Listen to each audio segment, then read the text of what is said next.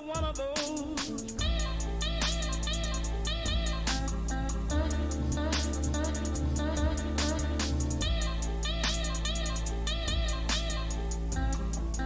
After another one of those.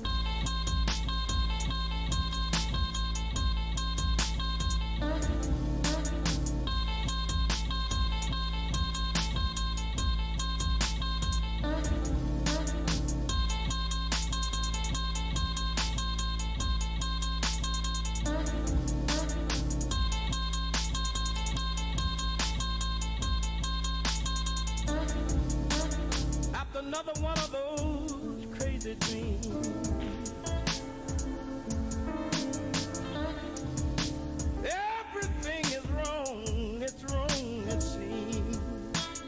After another one of those crazy dreams.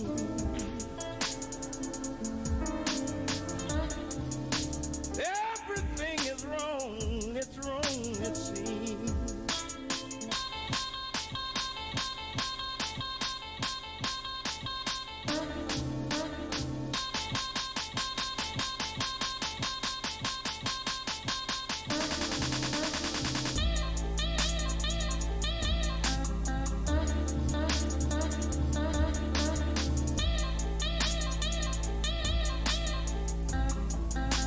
Another one of those.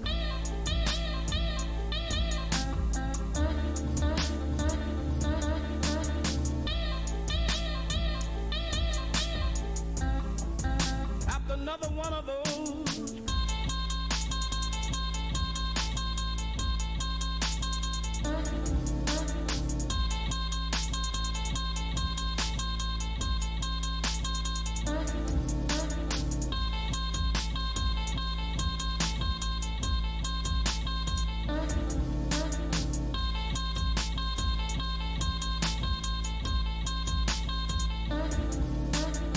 Another one of those crazy dreams.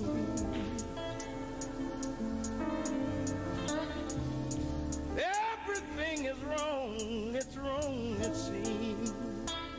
After another one of those crazy dreams.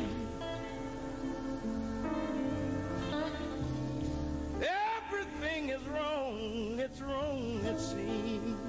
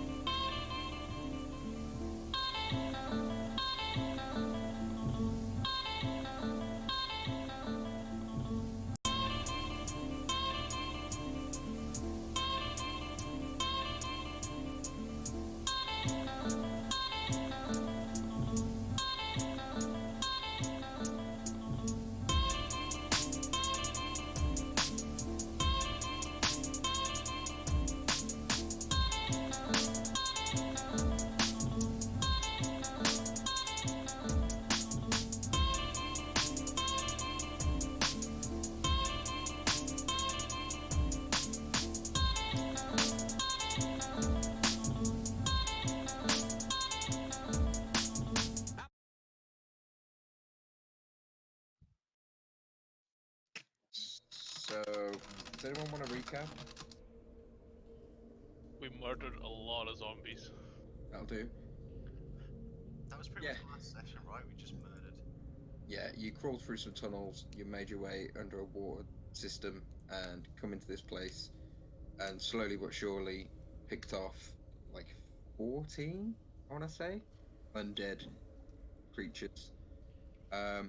Using some cunning spellmanship by Shabazz, and the glove of blasting and the stealth ability of Lucius. You guys made pretty much short work of these guys. I think there was only like 8 hit points lost in the whole team, so good shit. You are now in a sort of damp cavern with as you can see, like a large waterfall falling down into this pool of water, which is trickling at quite a decent pace downhill. round out of sight. Did somebody die? Ah, music. Um, the ceiling above you is about 40 foot high. There is a collection of stalagmites protruding from the ground and going towards the ceiling. They're all covered in this kind of film of shine and water, this moisture. The room you're in, or the cavern you're in, is a bit misty as you walk around. It's not, you can't not see, but there's this film of liquid that just seems to coat you as the water is hitting inside the cavern. It's just kind of dissipating, and there's no sort of ventilation for it to disperse. It's pitch dark in here.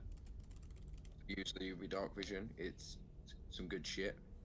And yeah, proceed as you wish. Now, I know it's not the best idea, but I could really use a long rest after all that. Really? Well, if we run into that magic It- user again, I'm not going to have anything to go against him. He's really powerful. We had a rest like 5 minutes ago. For Before we 30 got seconds. It's 30 seconds since the last body hit the floor. I need a rest. Well, we haven't had a full long rest in a while, and we've only had like the tiny little rests. And you want to sleep in this cave? Not ideally, but if we run into that guy again, I'm not going to be able to do much. It's fine. Moradin will have our back. We'll be fine. I don't Lucius, think where so. are you? Lucius! Lucius! Lucius lies like he's just come out of the shadows. He's helping the goblin to his feet. Oh, there you are. Get your back at that. And I just put an arm on the goblin's shoulder to calm him down. He chills out. He looks a bit shocked that he was paralyzed and he got to witness all that without being able to move, but he's pretty cool. And then I'm going to tell him to go and collect my arrows. In Orcish. Make a persuasion check. Persuasion. Yeah. Oh dear. Oh. Okay. He looks at you, looks at your quiver, kind of puts the words together, and just sort of proceeds to go around, like pulling. It seems like more fun for him than anything. He's kind of like wiggling them about. He's not like trying to pull them out neatly. And he's like kind of like making sure he damages these corpses a little bit more as he pulls these arrowheads out. He brings a decent handful back to you. Takes him about 10 minutes there. Sweet. Lucius is going to pull out his pipe and light it up and then say, you sure you want to sleep down here with these guys, Shabazz? Not ideally, but we've already tried to face this guy once before at even half of our strength, and we weren't able to do it. I don't want to go up against him with nothing. We don't know he's down here, do we? We don't know, but if we get out of here, he might be waiting outside. He probably knows these tunnels better than we do. How long is it since? Oh shit, we did get woken up in the middle of a rest. We did, right? And then yeah. chased all the way, yeah. Yeah, we didn't. We only had like maybe 4 hours for the long rest. I mean, we could, but I don't really want to rest with all these bodies in here. Yeah, they might come back. Hey Lucy, can dead people, walking dead people, which I now believe you exist, can they swim?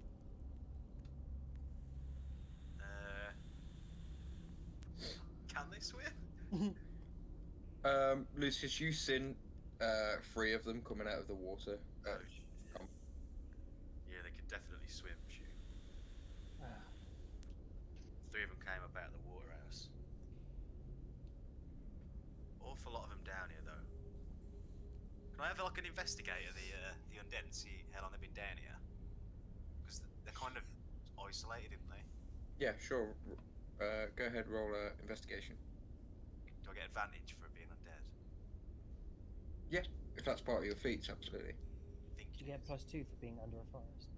Under the forest, yes. Let's just check. Does it give me?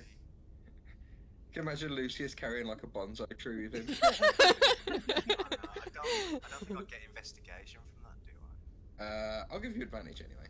Intelligence checks to recall information. Yeah, intelligence is investigation. I'll recall him. Yeah. 20.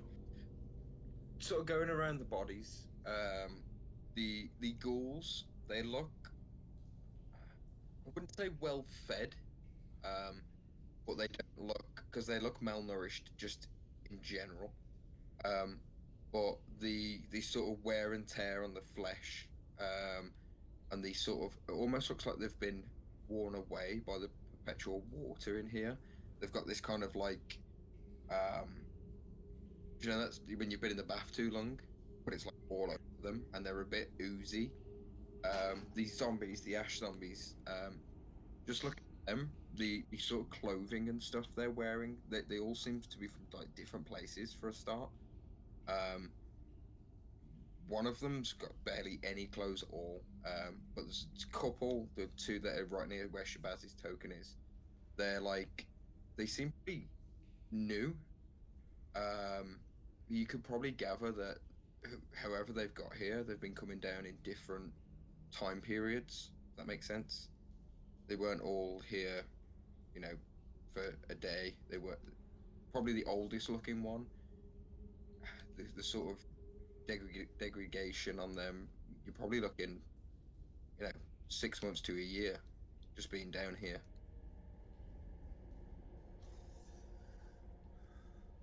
But it looks like, but some of them look like they've been down here a couple of days.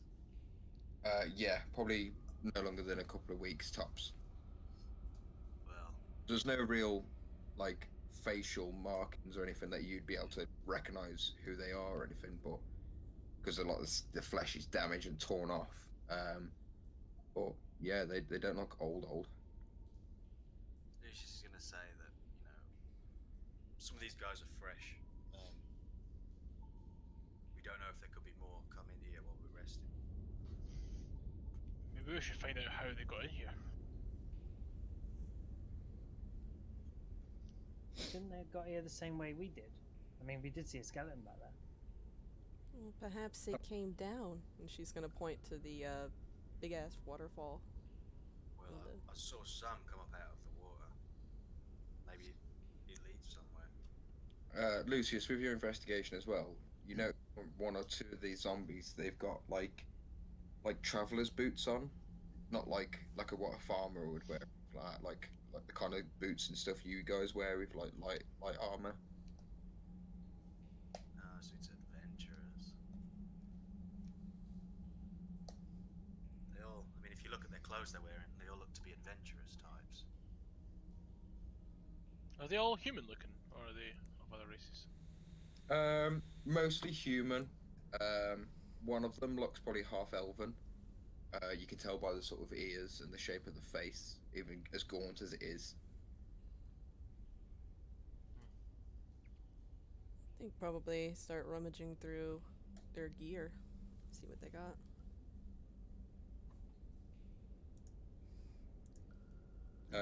You just looking at them, like they're not carrying like weapons or coin purses or anything. They're stripped bare, apart from things that don't look of importance. Alright, well, never mind. You know, when we came in, was there a place where they were like scratching around and looking with like a pile? They were scratching in my description, but it didn't, like, as you looked, it didn't look like they were trying to get to anything, or it just seemed. Oh, I thought one of them was like. He was, yeah. I was describing he was kind of like scratching against this, but it just looked like an inert behavior. Like it was just a description for. They just looked unaware of your presence. They didn't seem to be trying to get to anything or away from anything. Super boredom for the undead, if that makes sense. Well, what if we find some place that's kind of out of sight, out of mind, and we can rest there? Kind of want to check the rest of the cavern first, though, in case there's more. If we do, I'm not gonna have much to throw at them. But you're not going to have much to throw at them if they. You'll have less to throw at them if they catch us while we're sleeping. Yeah, let's at least scout the place out before we just throw down our bedrolls. Alright.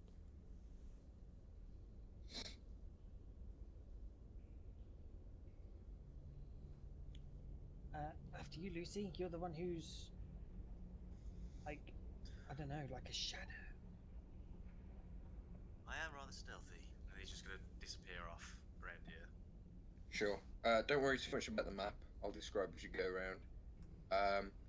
So as you sort of make your way, following yourself around the back of the waterfall, in the direction that the sort of reinforced section of the undead came from, you come to that set of stairs. You can see. You can make your way down there. There is a small sort of broken bridge that's easy enough for you guys to, well, not in combat, easy enough for you guys to sort of clear. But before you do that, as you look across the other side of the bridge, Lucy, you'll be able to see it first. There is like a ladder at the far end of this cave. And if you are looking at the map zoomed out, it's the bottom right corner where I'm clicking now. You can see that in the distance. It's quite. I mean, the ladder goes up and out of sight, quite high up. You can see, and at the bottom of the ladder, you can just make out. I mean, even with your dark vision, you can just make out there's like bits of blood staining, as if bodies have been hitting with high impact from above. And it's just left a bit of mess and claret down here. I'm gonna head back to the group. Mhm. Looks like we've got a way out, guys. Any more of the dead things? No, but there's signs that bodies have been dropped. There's a ladder down there. Oh, the bodies hit the floor. Indeed. Love it. Well, I recommend we go. If you think it's safe enough, then yeah. Okay. I'll head up first. Go to the ladder, yeah? Yeah. Sweet. So, you guys sort of traverse through this, over the water and through sort of small section of land. You can see where the bodies have been hitting the floor. Inside the dirt and grime and stuff, there's just blood that's been like coagulated there, and like bits of flesh, the odd tongue that's been bitten off on impact. Oh, No metal. And oh, Lucius, you start to climb the ladder. And as you do so, you climb for a good 60 to 100 feet. It's hard to tell initially. But you eventually get to like an opening where you can't see any light, but you can just feel the change in like air temperature as you come to sort of the sort of top rungs of the ladder. You kind of peep up and look around. In front of you, you see like a still stone and cavern like, but like a chiseled out corridor almost. You see on the right hand side, there's like a makeshift wooden door, and sort of wouldn't say daylight, but there's definitely more light in that room. And ahead of you is two pedestals and a large, more solid looking door that you can make out with your dark vision. The room itself, like the corridor with the two doorways, is probably no more than 10 foot by 20 foot, ceiling being probably sort of 10 feet high. Pitch black, no torches, no light or anything, but definitely signs of some man-made structures there. I thought. So there's not light coming from one of the doors. There is light coming from one of the doors, but there's no, in this actual corridor, there's no like torches or anything. Okay. He's gonna get up to the top of the ladder. Knock an arrow in his bow, because I'm guessing the others are gonna follow him. And then he's gonna go over, sneak over, and listen to the door with the light behind it. Okay, roll stealth and a perception check for me.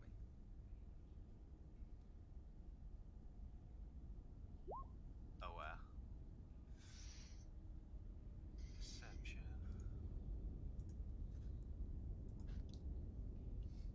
feet. And just tell me the marching order, guys. Who's following up the ladder next and stuff like that. 'Cause I'll go it's, second.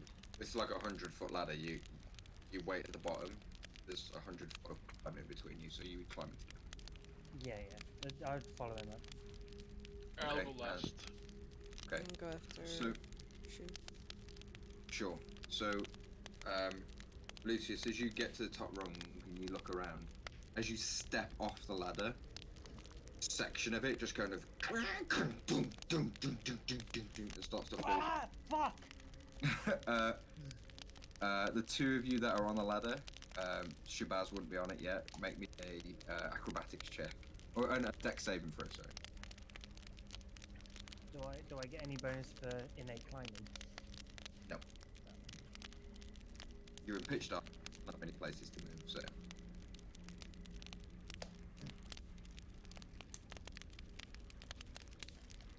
You rolled an 11. And Crom as well. He was on the ladder. Oh, I thought I was going last. He's less. Oh, sorry. Who's next on the ladder then? The Shabazz. Oh, okay. Go on then, Shabazz.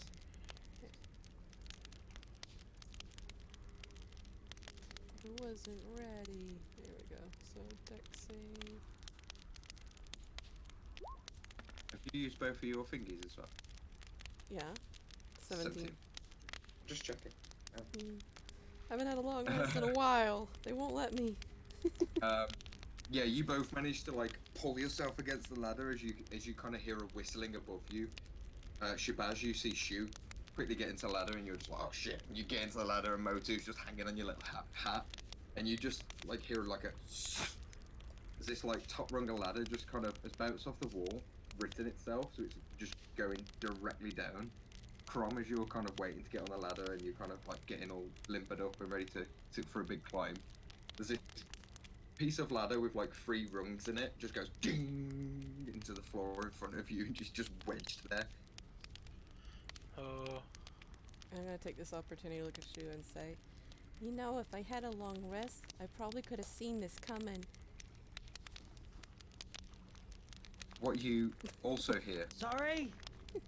what you also hear, Crom, is as it hits the ground, you kind of like, whew, that was close, but you just hear boom, boom, boom, boom, boom, as the sound of it just echoes off all the walls back around the cavern you just climbed through.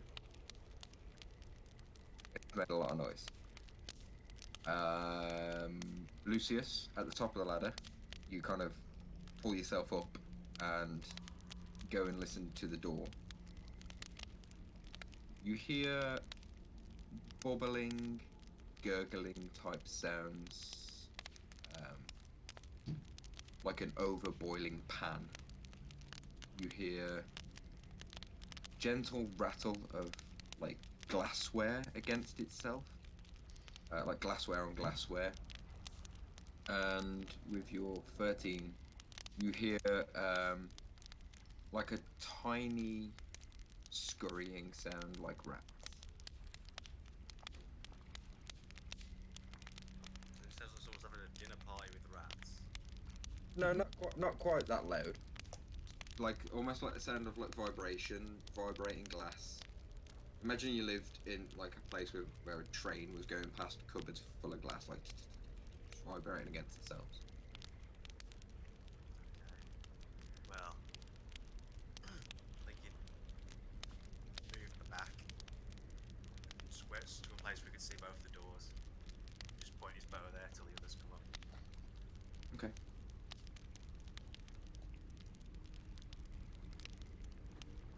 I guess it's something like, oh, Lucy, you could have fucking warned me. Fuck. Nearly got in the face with a metal. What are you doing? It's not coming through that door. Weird noises. Is Shabazz able to get up? Yeah, you finally climb up. Okay. Quite. Sildar and Little Grid follow you as well. Unless you tell them otherwise. But yeah, you can all get up into this corridor. There's room for you all. Sildar at this point is like, you should get light. To do this in darkness is good. Most of us can see in the dark. Can you see tripwires in the dark, dear?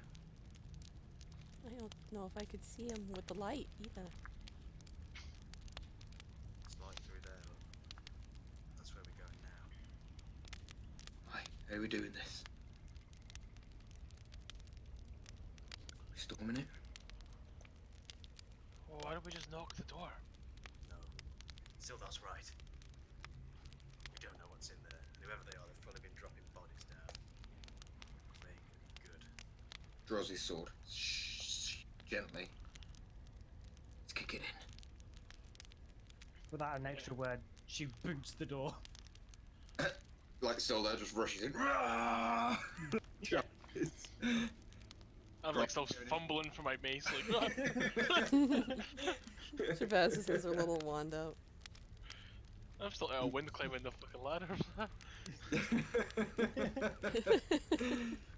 He's so yeah, boom, the door's open. Shoot, you kind of like boot the door and roll in. Sildar's in, like one hand up with the sword raised. You rush in, you look around the room. There is a glowing, burning light from a small flame. This room's no bigger than 5 foot by 5 foot. Quite small, barely any ventilation, and there's a collection of like glassware. Like some of it's coiled around, some of it's like beakers and stuff like that. And there's almost like a. Why is my phone kicking off? Is that the music popping? Oh, thanks, love. Hello, tea arrived. Thanks, beautiful. These pots, you can see different coloured liquids and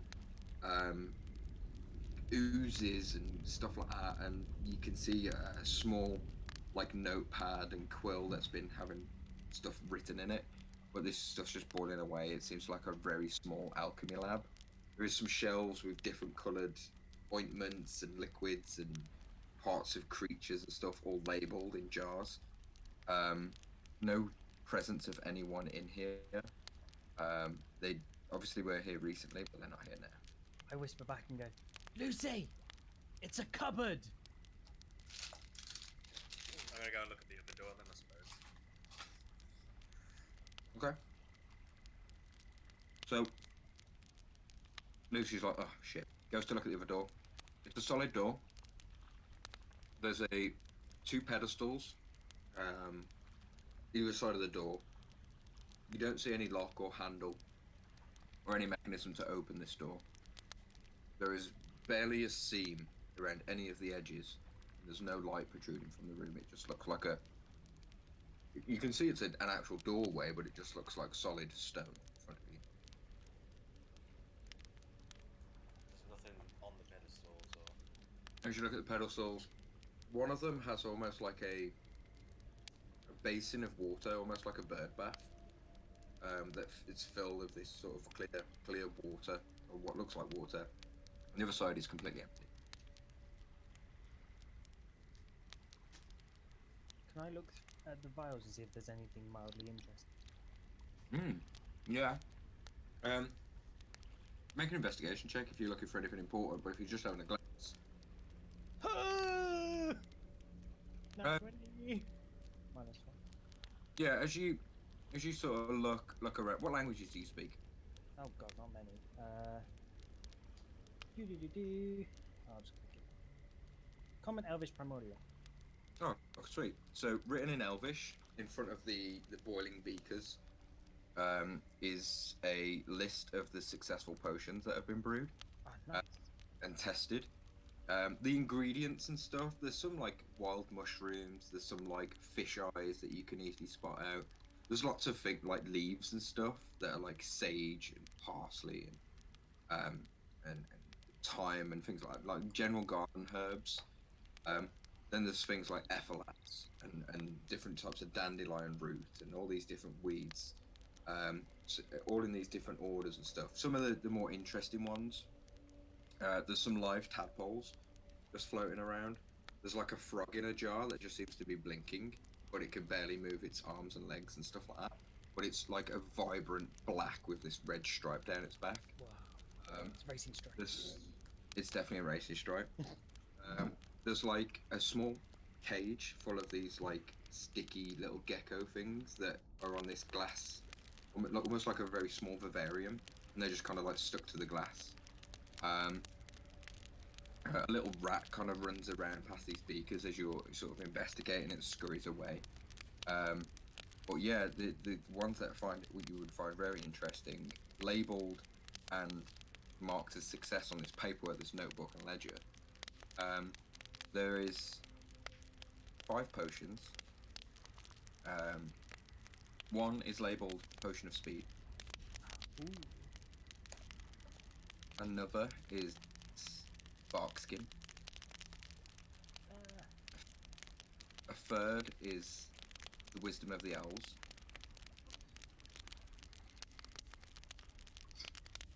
And there is 2 common potions to you, 2 potions of health. Wisdom of the Owls to... Just standard healing potions. Sure.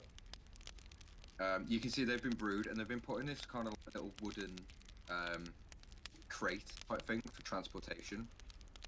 Whether this entity that owns this place is selling them, crafting them for himself, being forced to craft them, it's not sure, but they're there and they're yours. And does the notes thing that says what success and failure, does it say what ingredients are in everything? And like how to brew it and all that sort of Not necessarily, no. There is more to this ledger. You could definitely take it away with you and spend some time with it to see what you can get out of it, but not straight out without taking some time to. Yeah, that's fine. Yeah. Okay. You can take the ledger. I will take the ledger. I will pick up the potions and just as a quick thing, as I've recognised what some of them are, I'm like, is anyone hurt? A little bit. How much? Like, do you need a potion? I'll put it out to him. Are we likely to rest soon? I don't know. I look at Shabazz and it's like just see us probably staring at me. She just looks a mess. 100% bitch face. It's now her resting bitch face. I'll Has she hold it got- for now. Did you say you're alright now? I said I'll hold it for now. Okay. Yeah, sure. I'll keep hold of this one because I'm a little bit hurt already. I won't use it yet. I've got some others, but I'll have to read about more what they do. I'm assuming this book will say something, but I'll have a look at it. Cool. Can I investigate the liquid in this bowl? Yeah, go ahead, make a nature check.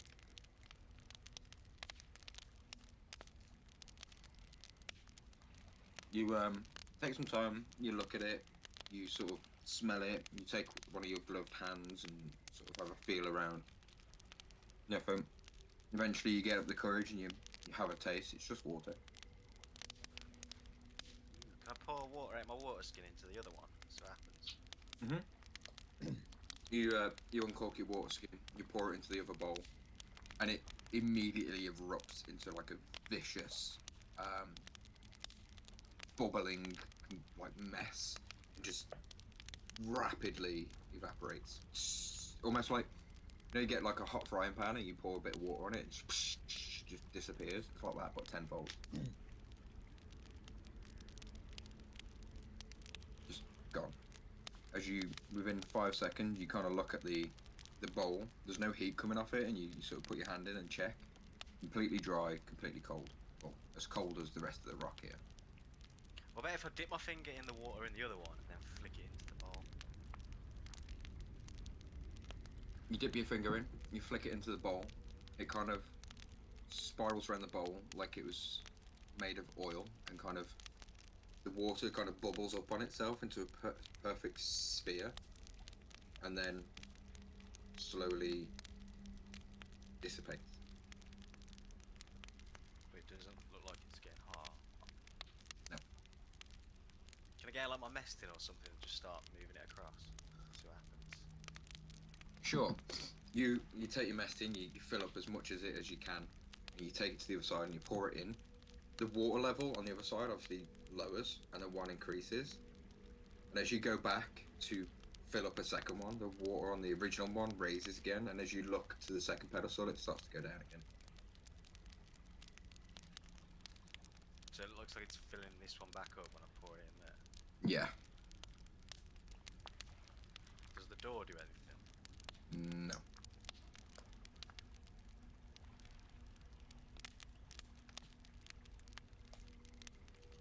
So it's different when you put normal water in compared to this water, but Hmm? Can I examine the pedestals, see if there's any markings on them, or... Sure. Go and have you sort of go and have a look at because Michael, Lucius looked at the door where you go and start looking at the pedestal. There is a symbol on each one, an arcane symbol that represents the element of water on each one. There is no like glow or anything that really stands out, but when you look closely, the symbol on the left-hand one, the one with the water, is very obvious. The symbol on the right-hand one is less obvious, but it's still there, and it's kind of centered in the forefront of the pedestal. How many pedestals? There's only 2? Two.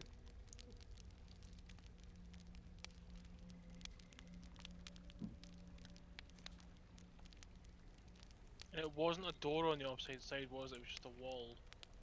It looks like a wall, but it's noticeably a door. It's the same stonework as everything else, but you can see the kind of like the shape of a doorway. If that makes sense. And you It's the backside of a secret door. what happens if you pour more water into the one that's already full? try it. I try it. Lucius tries it. So you take the remnants of whatever's left in your water skin, you pour it into the one that's already full, and its water level stays exactly as it is, and the opposite side starts to rise up. Guys, I'm gonna need some more water. Well, there's a lot of water below us. I'll pour in my water skin to the one that he was Sure. filling. So you start to pour your water skin, and you see the other ones start to slowly rise. You have to you have to use your complete water skin and kind of like drip it out. And at this point, the water levels are exactly the same, and you hear as the door in front of you just slowly rises up. No mechanism involved, just pure magic that is controlling it. The moment that the door starts to rise, there is a bright light that comes from underneath the doorway and lets more light in as the doorway completely opens. There's a faint music coming from the room, and as you immediately, if anyone wants to stop me and react, you can, feel free. As the doorway's opening, this faint music comes through, this light, this warmth, the smell of cooked food comes through. You see initially like wooden planked flooring in front of you and wooden walls, furniture, a small desk, and lights on the wall, like dancing lights that seem to go all around the room. Does anyone wish to do anything immediately? Hide? Okay, roll stealth. Yeah, I think Lucius is gonna hide too. Yeah. How are you hiding? In this room, there is 2 pedestals and a ladder to hide behind. Behind the pedestal. You can jump into the room. So just roll stealth and describe how you're trying to hide. Can I press my back against like the side of the door? Sure. 5 behind the pedestal. I'm gonna try behind the other pedestal. Okay. Roll stealth. Where is this? Yeah. With disadvantage, obviously. Yeah. this like I couldn't do this any better. The pedestals are about 2 foot high and a foot wide. Baz and Crom are like hiding behind them. You can see their shoulders protruding either side. And Like, Shabaz's hat and raccoon on top of her head. Yeah, exactly. This little raccoon just like looking around like, what the fuck? It's like, you're not hiding! Oh well, I see them hiding like really badly, I'm just gonna be like, what's the problem? You put your head around the door. Yeah, I'm just gonna be like, what's the problem? And then I'm gonna have a look. See what's up there. Sure. You take a few seconds to look in this room as everyone's hiding really poorly. Apart from Lucius, who you can't see. We can see he's You would be able to see him if he wasn't so well stealthed. Takes you a minute to notice where he is. Yeah. But because there is light in this room, you look and you hear the music, you feel the warmth, and you smell the food in the room. But you don't hear presence of people of any sorts. You're a good 10 feet away from looking in the room, so you can't see the whole room, but the bit you can see.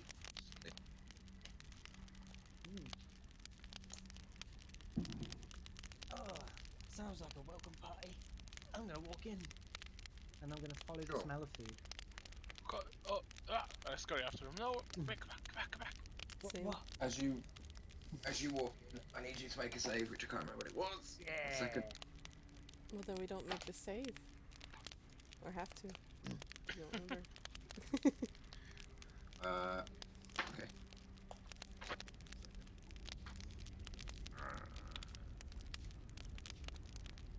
Is it intelligence?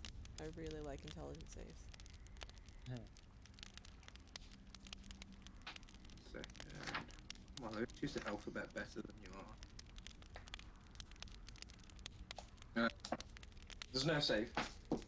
As you walk in, you step and you feel a glyph like ignite beneath you, and this kind of warm glow fills your body, and you just start to watch the dust from your clothes just kind of dissipate, and, like gets dragged off you, and sort of goes away out of the room. You feel clean. You feel your skin, the poison that you inhaled not an hour ago, is kind of more of it gets dragged out of your fur. Your fur almost feels like it's been blow dried, shampooed, conditioned. Great. You kind of stand in this room, look around. You get to see the whole room now. There's like a lounging chair. There's a small bed with a pair of slippers at the end of it. The bed's really tidily made. There's a small chest. At the end of the bed, there's a desk with a writing quill and some more notebooks. This book looks very, very fancy, with some very good pens and inks and parchments and incense scattered around the place. You feel clean, you feel good, Shu. As you walk in, you step forward a bit more. You feel light. The smell of food, you look, there's a small, not so much a hearth, but there's like a small brazier with a pot just floating on top of it. Seems to be boiling and stirring itself with a wooden spoon that kind of goes round and round and round. As you look to your right, you notice that a salt and pepper shaker raise in the air, shake into the pot and land down onto a table and go still. A chair is dragged back and sort of ready for you to be sitting on it. Does that make sense? I know what you mean. So it's like, from your description, is the chair sort of facing me and expecting me to sit on it, or am I not? Oh, yeah, absolutely waiting for you to be sitting on it. Guys, this house is great. Shoot, get back here. What? What are you doing? I don't know. I'm clean. The And chair the starts chair wants me to sit on it. kind of starts rocking like a dog as if it's excited. I run over and I sit on the chair. As you sit on the chair, it immediately reclines. Your feet go up, and you feel this presence, one on each foot, just start to massage your feet. You don't wear. That's right. I do not. No, you just feel this massage on each foot. You just sat there like, oh god, this is the best. And you feel like it feels like somebody's combing your hair. All of a sudden, as you're kind of like leaning back on this chair, you're getting like a shoulder rub. It feels great. You don't see anything, but this is what's happening. This is how it feels. Can I see this from the door, or do I have to go in to see this? You can see it from your position from the pedestal. You see Shu reclined back in a chair, eyes closed, just kind of like, oh. You can see his like hands are moving as he's getting a hand massage. His feet are like, you can see his toes bending and stuff. It's weird. One of his legs is sort of doing that dog shake when he gets really excited. He's doing a dog kick, and like you just see this napkin float over, and kind of go sort of around and ties itself right around your neck, Shu, and then this bowl with a spoon in it of like hot stew just gets dragged over to you, just floats in midair, comes over to you, and as you take it, a small chunk of bread follows it, You're there. You're content, dude. And then a small glass floats over with a bottle of wine following it. You watch this cork just kind of pops out, and the glass just tips, floating in midair. Pours yourself a glass of wine, and then it floats back. You have a glass of wine. It's just waiting there. You don't even have to reach out for it. Floating. I just sort of, as it pours the glass, I nod at it and say thank you. And come on, guys, this is great. Shabazz, we need help here. Magic things are happening. He's been bewitched. I see that. Okay, can you do something? I just kind of hope they don't burst into song. And she's just gonna walk into the room. As you walk in the no. and you tread on the glyph below you, you're blown clean like she was. You walk in the room, and everything starts to shudder if it looks really confused. The wine glass shatters in midair. The soup pours on Shu's lap. Ah! Uprights itself, and everything just falls to the floor. What did you do?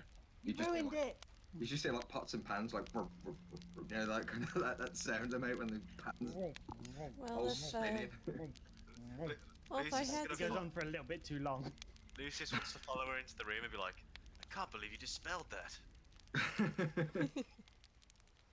Well, I kind of figured it was going to be based on one person entering. Okay. Just step aside. I walk over and like step aside, and I step on the glyph, and like, does it make me clean again? It does make you clean again. Oh, That's all it does. at least all the stew's gone off me now. Is there any doors in here? No. Oh god. Can we avoid that rune if we come into the room? There's no obvious doors. Can you avoid the room? You can if you do want to stay dirty. Sure. Yeah, I'm gonna just avoid that rune. I don't trust that. You just kind of step around it. Yeah. Well, Can Lucius is gonna start I... looking for a way out because he feels like he's been trapped. Sure. I want to go to the stew, like that was cooking before it got poured into a bowl. Mhm.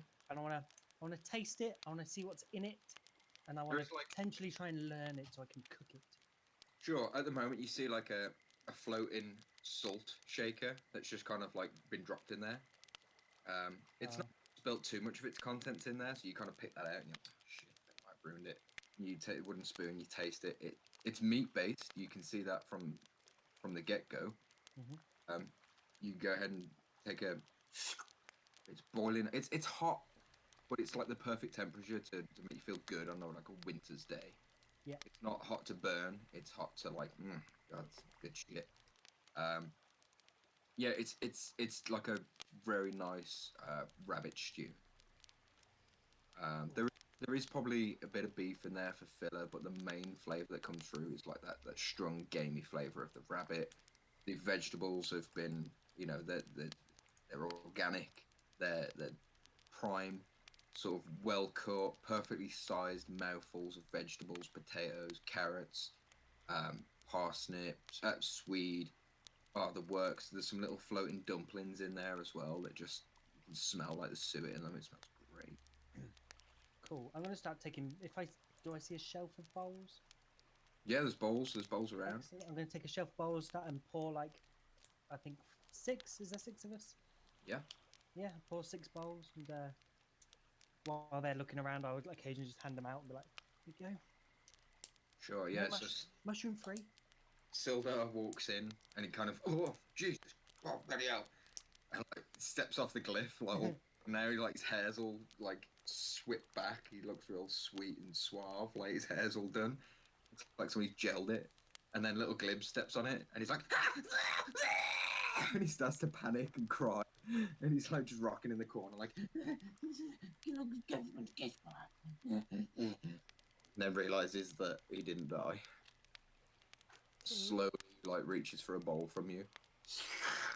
Realizing that no one else has died, I'm gonna go and kind of stand on the rune, get clean. It cleans you up, and the longer you stay in there, the cleaner you get. Like, it starts to, like, you feel like your shield just starts to get, like, almost like it's been squeegeed. You hear it, like, Yeah. as if there is a being there with cloths and spray guns and stuff just actually cleaning you like you're getting carbonated. Oh, so it doesn't self-destruct the dwarf. The dwarf is cool. You just feel like bits of your beard being lifted every now and then as like and crumbs get pulled out of it, it drops on the floor. But no, Well, you don't I'm die. gonna be looking over. Actually, first, I want to do detect magic, which I think Sure. is gonna light up the whole place. You're gonna cast it. No, it would be a ritual. Okay, so yeah, you go. How does your ritual look? We haven't seen you do a ritual yet. She would have her wand out and just kind of drawing the glyphs in the air, kind of like a Doctor Strange does with his hands, but with her wand instead. Yeah. And it takes about like 10 minutes to cast, right? Yeah. So she'd be just making so many glyphs. It's like a beautiful mind kind of moment where, you know, you don't know what the hell's going on or what she's drawing and stuff, but it just kind of circles around her and connects, and she just looks like this really mad professor as she's casting these this thing, like using the wand like chalk to make these runes in the air.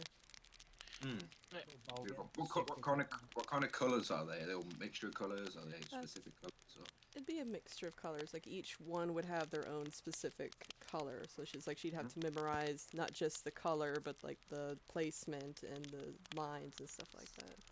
Yeah, that's cool. If I know that spell, would I recognize her doing it as well? Yeah. But it looks way more complicated. Yeah, I just asked the gods. You're like, I know what she's doing, but god damn, she's taking a sweet time about it.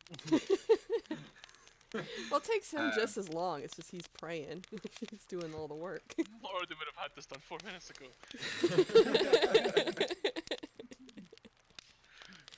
Yeah, so yeah, you can go ahead and cast that. Lucius, go ahead and roll investigation to look around the room for escape. Is anyone else doing anything while this is going on? It's 10 minutes. It's not going to. Lucius isn't going to be a quick search. Yeah, he's going around the walls like banging it with like the back of his sword or something. Yeah. I'm just handing soup out. I'm going through the cupboards. Going through the cupboards. Yeah, there's plenty of like some of the cupboards are like spare clothing, underwear, shirts, tunics, that sort of thing. A lot of the cupboards are like different types of utensils used to make food, sharp knives. There's like a small pantry section with like vegetables. It seems to have this like innate chill effect as you open it. You can guess is magical based. You don't know how, but it is. And it's keeping like some fresh meat cold on a plate that seems to be like almost like a small leg of lamb, like probably the next day's meal or whatever. But yeah, looking around the cupboards, nothing in the actual like the living cupboards, but there is a large chest with a substantial padlock on it. And there is a kind of chest of drawers next to the bed that you start to sort of have a rummage around. There is a fine set of like nightwear in there, and like a belt for some like kind of traveling garb and stuff. Nothing that stands out as magical, but definitely probably worth a decent amount of coin. You know, probably fetch 5 coin for just the slippers alone if you wanted them. Gold probably. It's a space to carry them. It's your shout. They're not your size either. They're probably a good 2 or 3 sizes bigger than your dwarvish feet. And what is she doing? I'm just handing out soup and then I'm eating my soup. Okay, I'm just gonna watch away. Lucius, and I do want to ask him questions about undead. Sure. Just pick his brain. Like, do they eat each other? Not usually, no. So they know that the other ones that they're with are dead too. Yeah, they're animated by a negative force that seeks out life and tries to destroy it. He's just like going around banging the walls. Yeah, it's just half looking around. Okay, so if someone was on the floor that was undead, they would ignore it.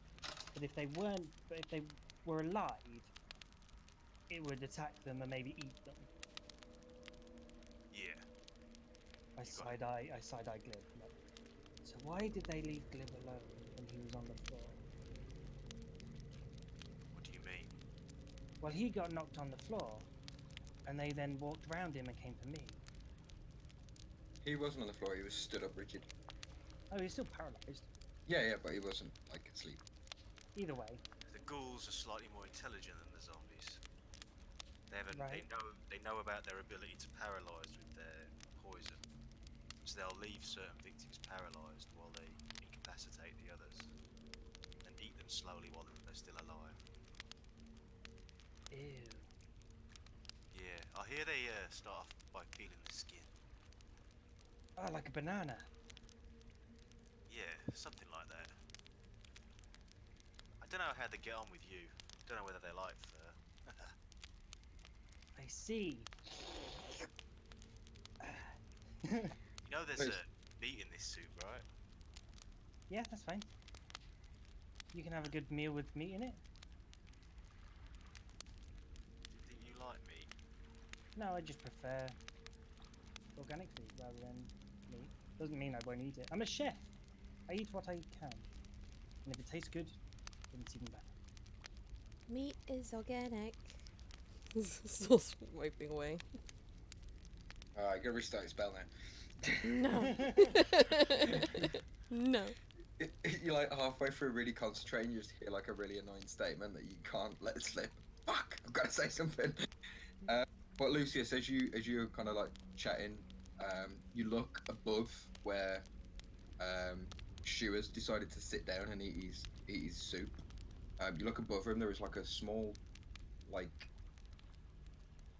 gold coin-sized hole above him in the roof. And then as you look closer, you see that there's a small cord, a very faint, like barely noticeable cord, almost like a spider web hanging down from there. As you approach, you can go ahead and pull that cord. It looks like it's going to open like a loft hatch almost above you if you wish to try. Yep. He's just gonna. Well, he's gonna say to Shu,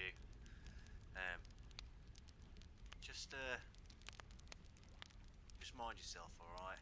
You did pretty well back there. Don't get yourself killed. I like you, Shu. And Yeah, as you do, it kind of the door. It kind of pulls the cord, and it kind of goes down about an inch or two, and then you let go. It kind of disappears into the roof, and then the panel above slides down very gently and just kind of brushes against the floor.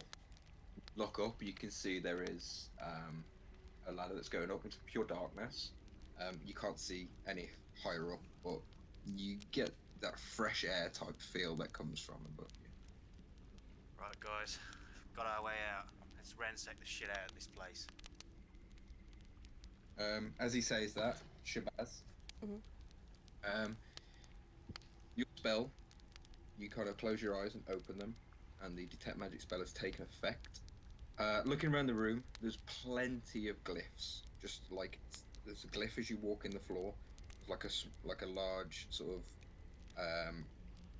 yellow sort of vibrant conjuration glyph on the floor. The glyph that cleans you all up.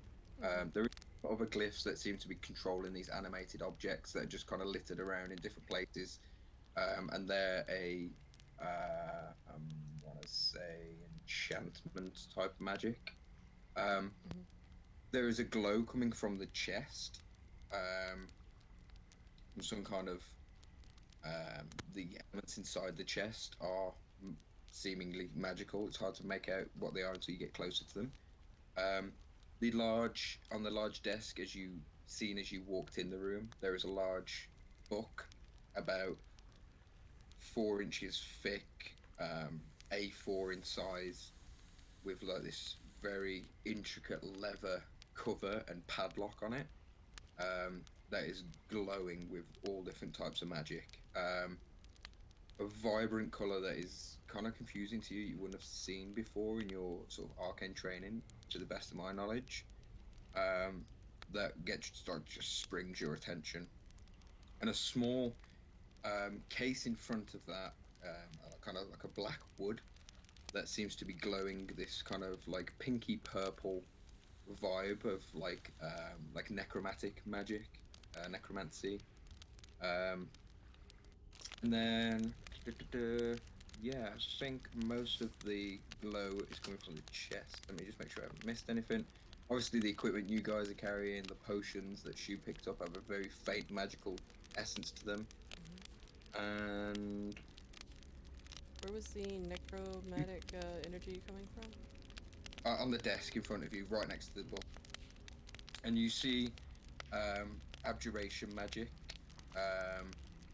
under the bed, just like a slight glow from under the bed. What kind of magic was that? Aberration? Abjuration, yeah. Aberration. What is that like? It's protective magic, like shield, mage armor.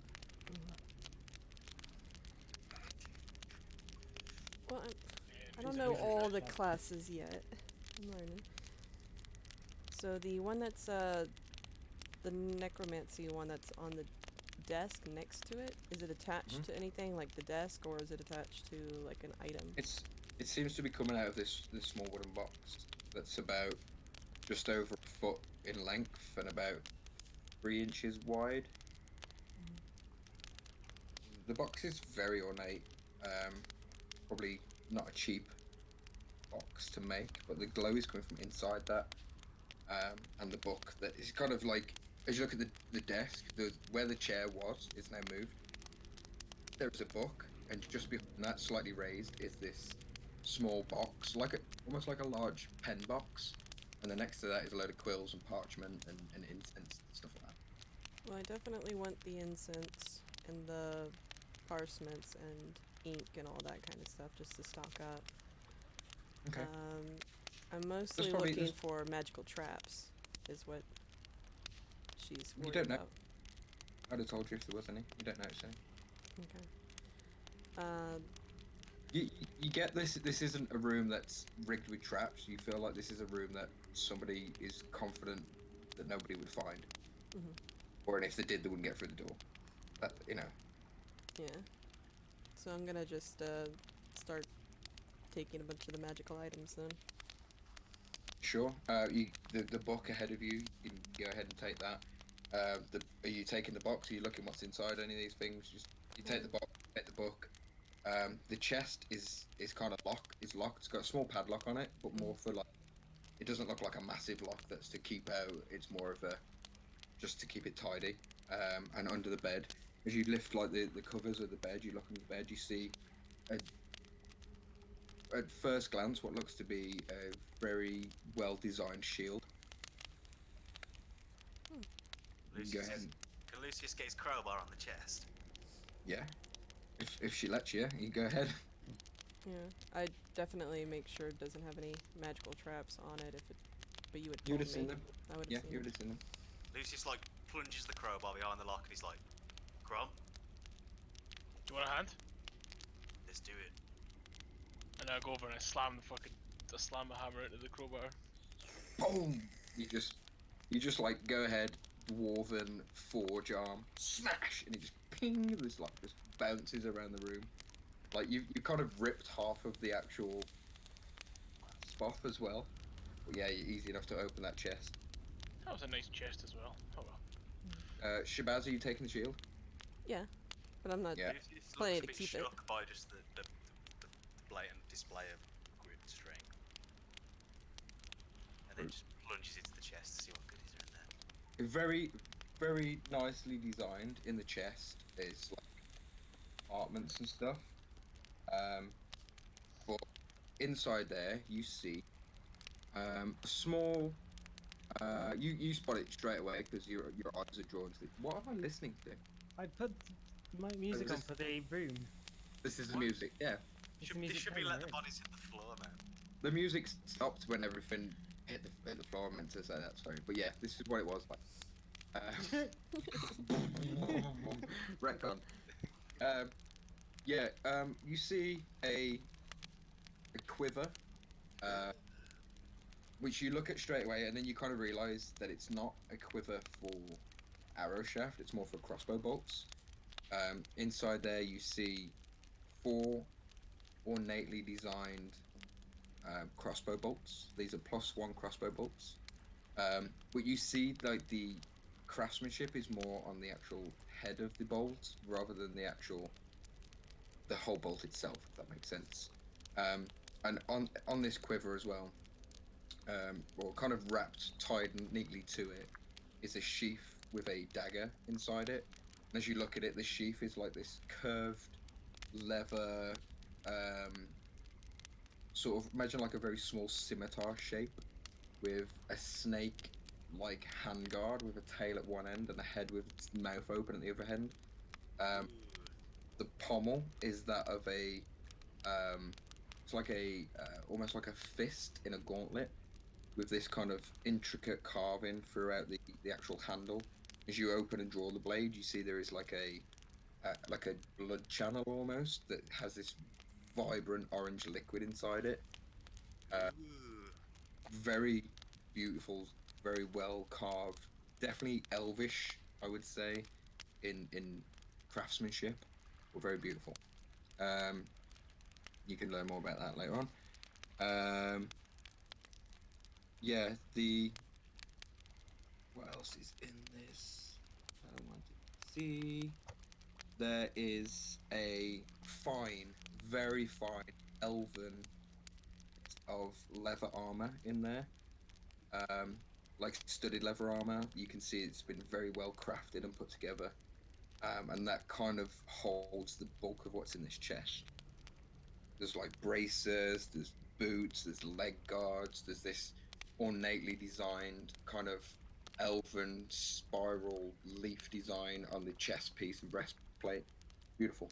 Like a dark, deep, almost black leather.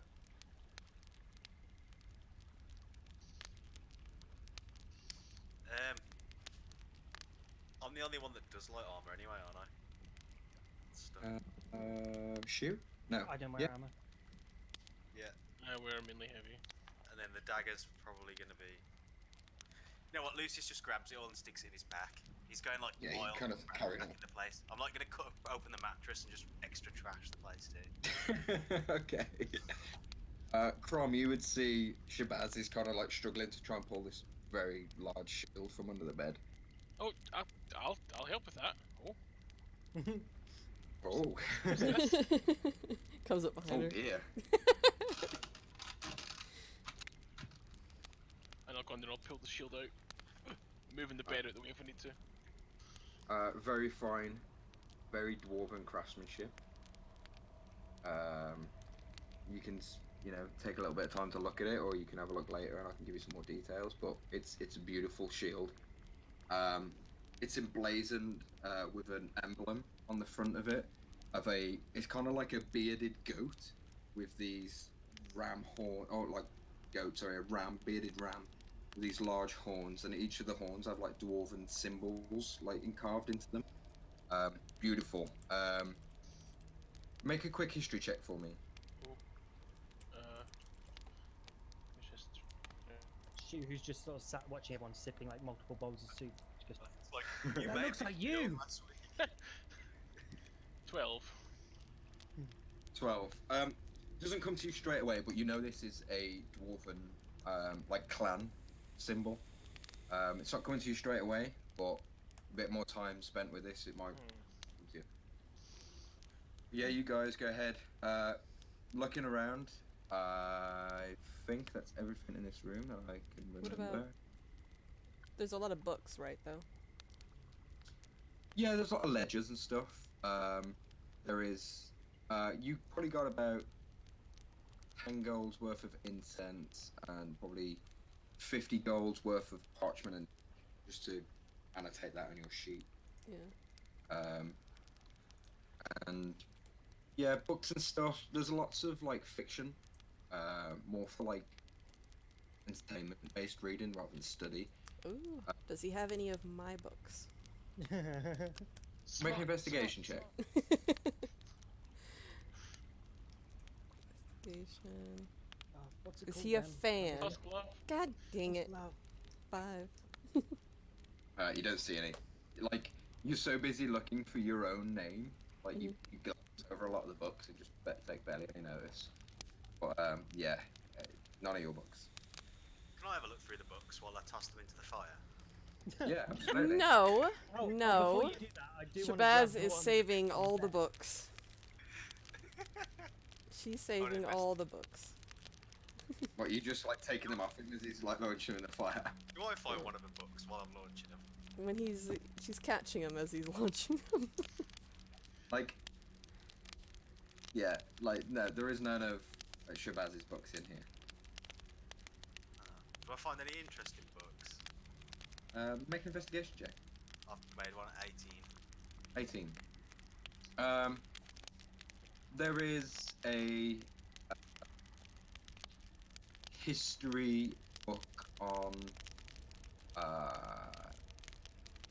the study of. It is interesting, but not massively to you. It's the study of arcane healing magic, and it's like continued study. No. Bomb into the fire. No, catching every book he's trying to get into the fire. Okay. Okay, can I make an attack roll to throw the book? If you wish, yeah. You're like getting pissed off that she's catching all the books, and you just get this one. You're like, that's probably interesting. When you like proper launch it, give it a go. What would it even be? You've got to beat her dex, I guess. Would it be strength or? Up to you. Are you trying to like smash it in? I know he's trying to be dexterous with it. Or you being like you're giving like a dummy throw and kind of. Yeah, I'm gonna feint and then try and throw it through her legs into the fire. Okay. Like you do for your dog. He's wearing a skirt. 15 beats your 8. Yeah, she kind of like, you go to Meg, so she just catches it between her knees, like, stop! You're being a dick! Books are vital to our history. I'm just gonna flip a table over for no reason and it'd be like, so we're ready to go. Piss in the corner or anything like that. Put the table back up. Little glimpse, like watching Lucius kick off and he's getting excited, bouncing up and down on like the torn up. And he just like, he just does like, goes into the center of the room, spins twice and just squats. Just like, takes a dump. Shabazz is gonna go over to the table or to the desk and sit in the chair, take out a parcel and some ink, and then write an apology letter to the person whose base this belongs to. I was literally about to do the same thing. As Lucius is laying his brick, he's gonna say, I hope that fucking wizard finds this. And I'm gonna apologize by saying is like, sorry for taking all your books, but I'm saving them from my teammates. You know, just an excuse in the letter, just so he knows that they are safe. Sure. Yeah, sure. As you're writing these letters and Lucius takes a dump and he's like, I hope he finds this. Glib thinks it's like a one-up competition. He picks his shit up and just starts smearing. Lucius is gonna look at him and go, insane orcish, like. And I'll be writing my note in Elvish. Pissed himself before he could even get the sentence out. It come into my head. I was like, "Shut up, Meg! I want to say this." This is me playing D&D. And just profusely apologizing for the mess, saying that if he is able to track us down and find us, that she will return his books. Okay. Just keeping them safe. As you go on. Sorry, it was ideally I tried to get this out before madness happened. When we came in, you said there was an open book on the desk. Yes. Can I grab that before it's completely fucking... Shabazz has that book. That was the Yep. one. Lessons. Oh, that's Yeah. the one. Cool. As you finish writing the note, and like you guys all ready to leave, or you carry on trashing this place? I'm done after I've taken a dump and the goblins smeared it on the walls, I'm done. Like the last thing you see, Lucius, before you like climb the ladder or stop, you just see Glib with his messy, shitty hand, looks at Shabazz, looks at the paper, and just goes splat. Just hand down the note, giggling, and follows you up the ladder. She's going to look at him, and her eyes are still kind of like, I don't think I described this part, but after like the glyphs kind of go into her glasses just light up with that white that you can't see behind it, and she's just gonna death glare at him before he even does it with the crap. Like, Do you really want to fuck with her right now? Can I do intimidation? I'm gonna use my death Yeah. glare to make him do it. Okay. Natural 20. Oh, that's gonna trump it. He kind of like What if I get a 20? It could happen. No. he rubs his hand like slowly off the paper, like, you know, like a kid that's been told off. He kind of like slowly like takes his hand, just makes it worse, and then walking backwards, treads in his own shit, and like walks around the room, accidentally smearing it everywhere. To the ladder, and like a naughty boy in the corner, like.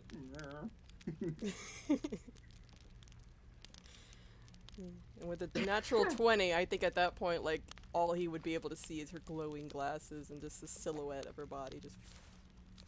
He's face away. He's like head in the corner, just like. Then she's going to use presentation to clean up the note and wait for everybody to leave. She'll be the last one out to just presentation clean the room. Okay. We done? Mm-hmm. So, yeah, you make your way up the ladder. Who's going first? Me, Go for it. Lucius. What do I do? You just go first. You climb up a ladder.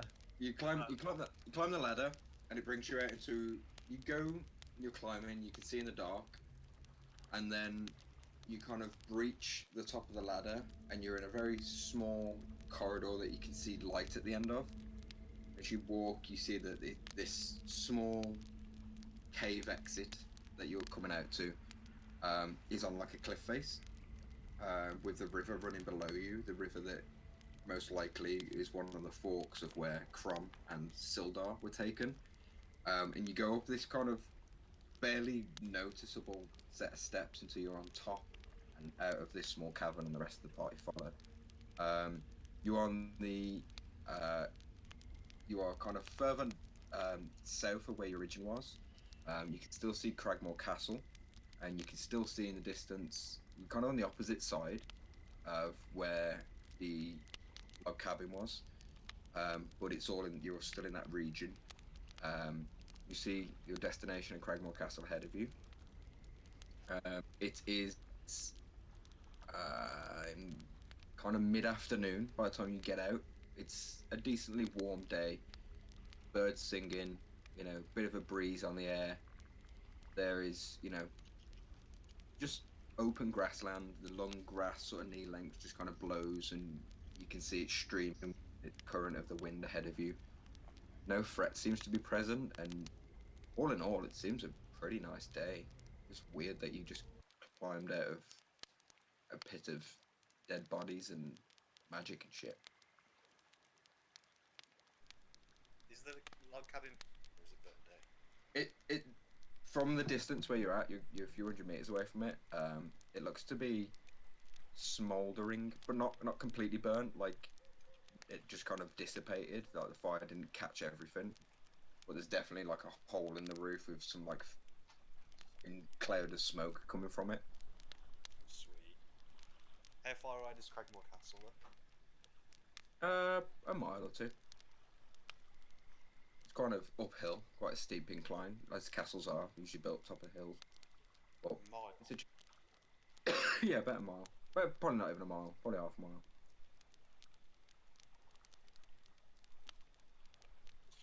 Right. So, do we need to rest, guys, before we hit the castle?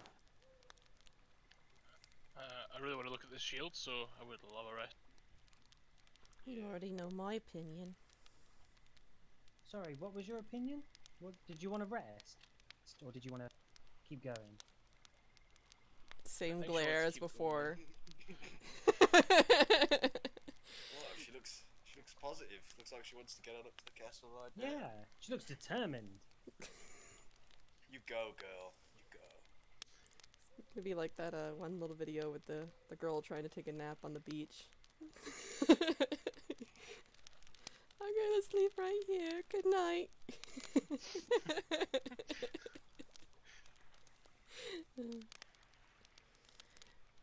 So, what was at the castle? Like, why are we going there? the dwarfs being held hostage there. Well, then yeah, we should take a long rest before we hit the castle.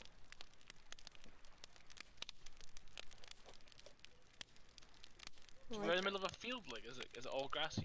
Or Sort is of. there... Yeah, pretty much an open grassland. There is some blind spots from the castle, some like small copses of trees and stuff you can go and find. But yeah, you pretty much open land. Yeah, let's make camp and we'll hit them in the darkness. We're gonna make camp somewhere else, right? Not in the open. Yes, probably. Yes, we are. Just making sure. Yeah, we'll just start like, we'll raise a flagpole, like we are here. We'll have a fire, so have a sing along. No. Mhm. Yeah, Lucy's gonna start looking for somewhere discreet to camp. Okay. Yeah, it's no roll needed. There's a few small copses of trees that kind of break line of sight between you and the castle and where you've just been. But I say small, you know, a good couple 100 meters either side with copse of trees with like coniferous type trees, so thick firs and stuff like that, that you can crawl in. You'd be low down, you probably wouldn't want a fire or anything in there, but you could put down your sort your lives out. Those of you that have water left anyway.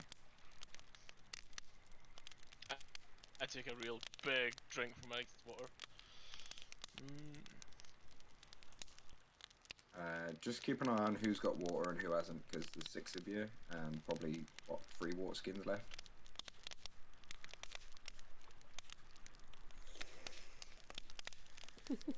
Lucy's gonna try on that new armor. Okay. Yeah, it'll take you about, you know, a couple of minutes to get into it. But, you know, spending the time getting into it. I guess you guys are going through your kit you just found. Yeah. But that's wise. Lucius, it is a +1 studded leather armor. Oh, sweet. That's gonna give me 13 plus dex, I guess. sweet. So I've got 16 AC. Hmm. Right, I'll just add that. And the bolts that you found, spending some time with them. The head of the bolts are +1 arrowheads or bolt heads that you could, you know, spend some time with and put into arrows, I guess. Or keep them as bolts. They're cool. The dagger you have, Lucius.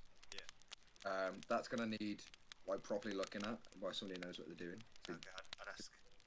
Shabazz, can you have a look at this cool dagger I found? Alright. Crumb, the shield. Spending a bit of time with it and looking at it, you've probably never smithed one. You definitely would have seen them. Not all dwarf clans use them, but some do. The dwarven clan sort of comes to you after a bit. It's this evil clan, The what clan, sorry, you cut out a little bit? the Stout Anvil clan. Still anvil. That's what the symbol on the front is. And as you look inside the shield, where your arm would go, there's an inscription that's been kind of, you know, carved with wood inside the shield. The inscription says, "You best come back to me, you bearded fool. Love always, Brena." Brenia. Yes. Can I just go ahead and make +1 arrows leave on the way, or Yeah, yeah, I just wanted you to have to spend some time with them rather than pick them up and use them straight away. okay, he's gonna be doing that then for a bit. Sure. So yeah, I'll read that again. It says, "You best come back to me, you bearded fool. Love always, Brenia." Aww. And there is a smith's mark of a dwarven rune for the. Go ahead and make a. Do you get proficiency in smithing or something? It's stone cutting, isn't it? Go ahead Stone cutting, yeah.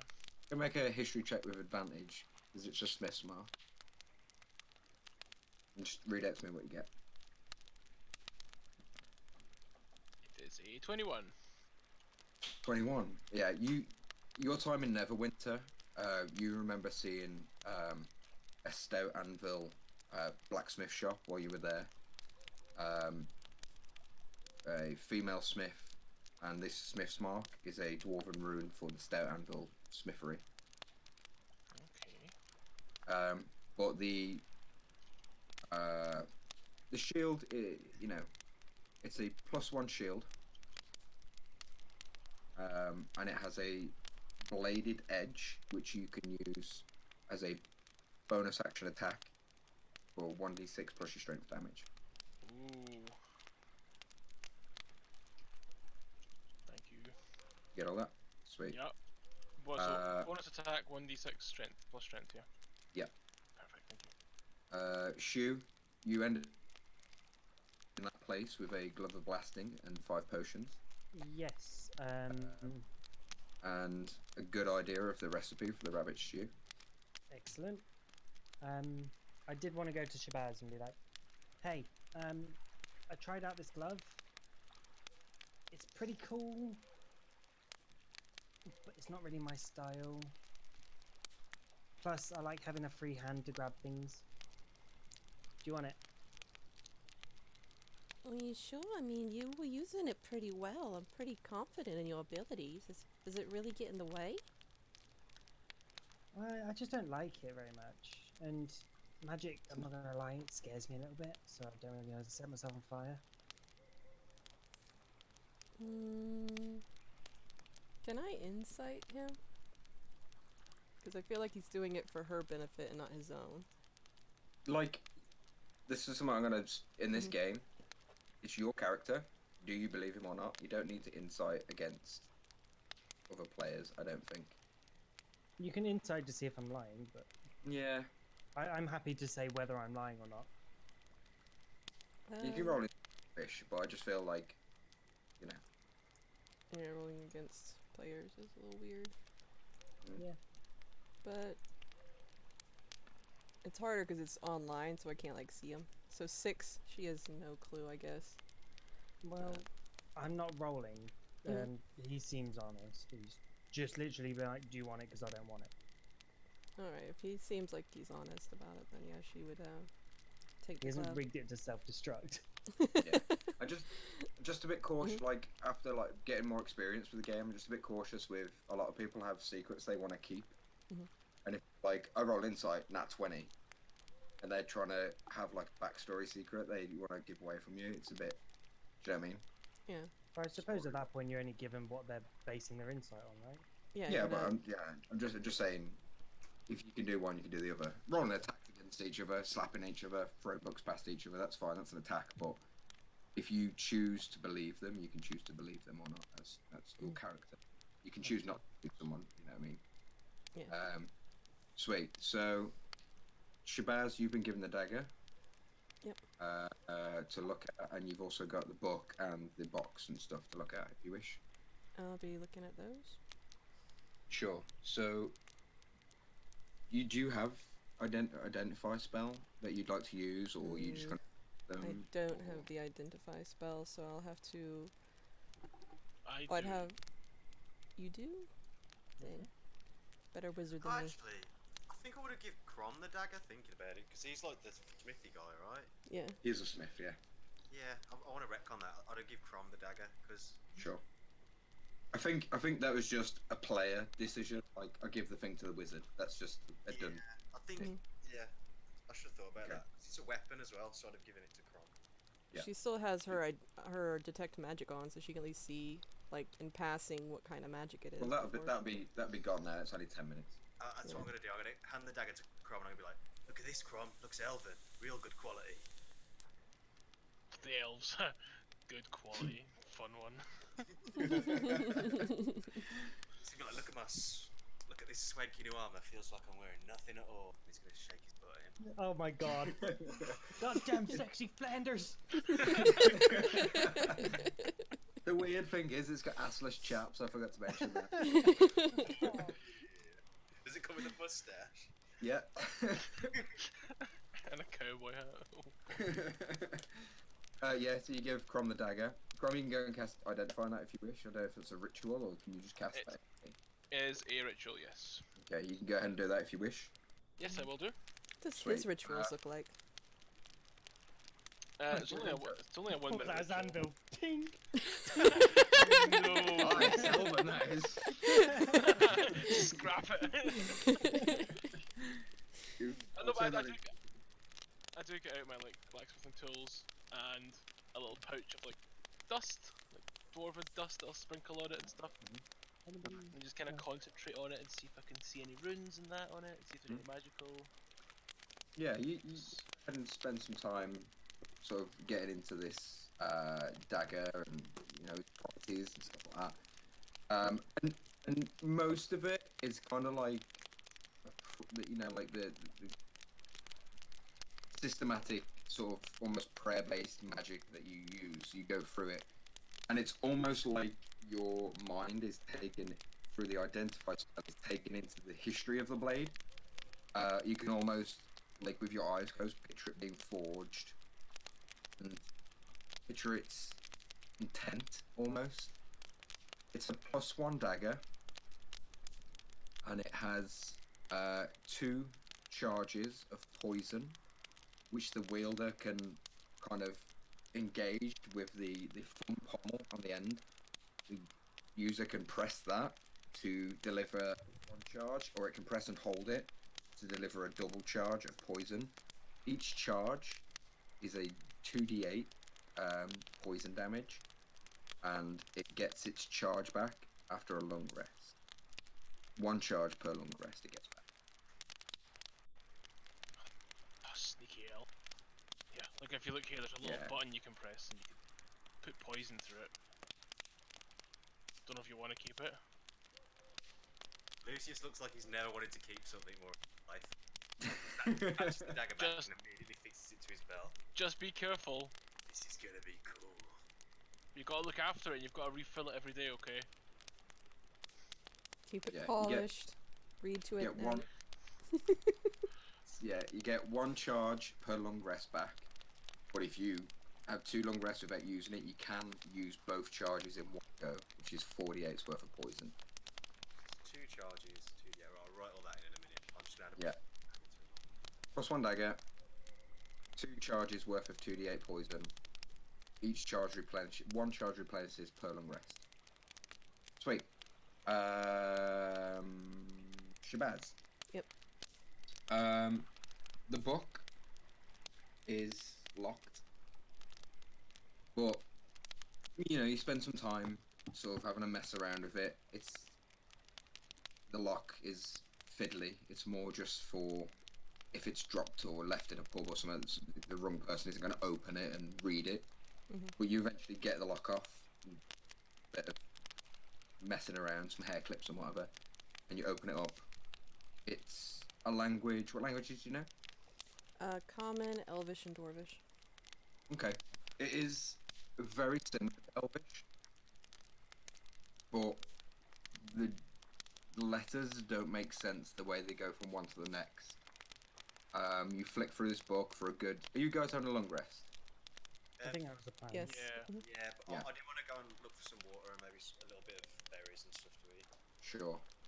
Having a look at the book, Shabazz, you're going to need to spend a good amount of time to even work out what this language is.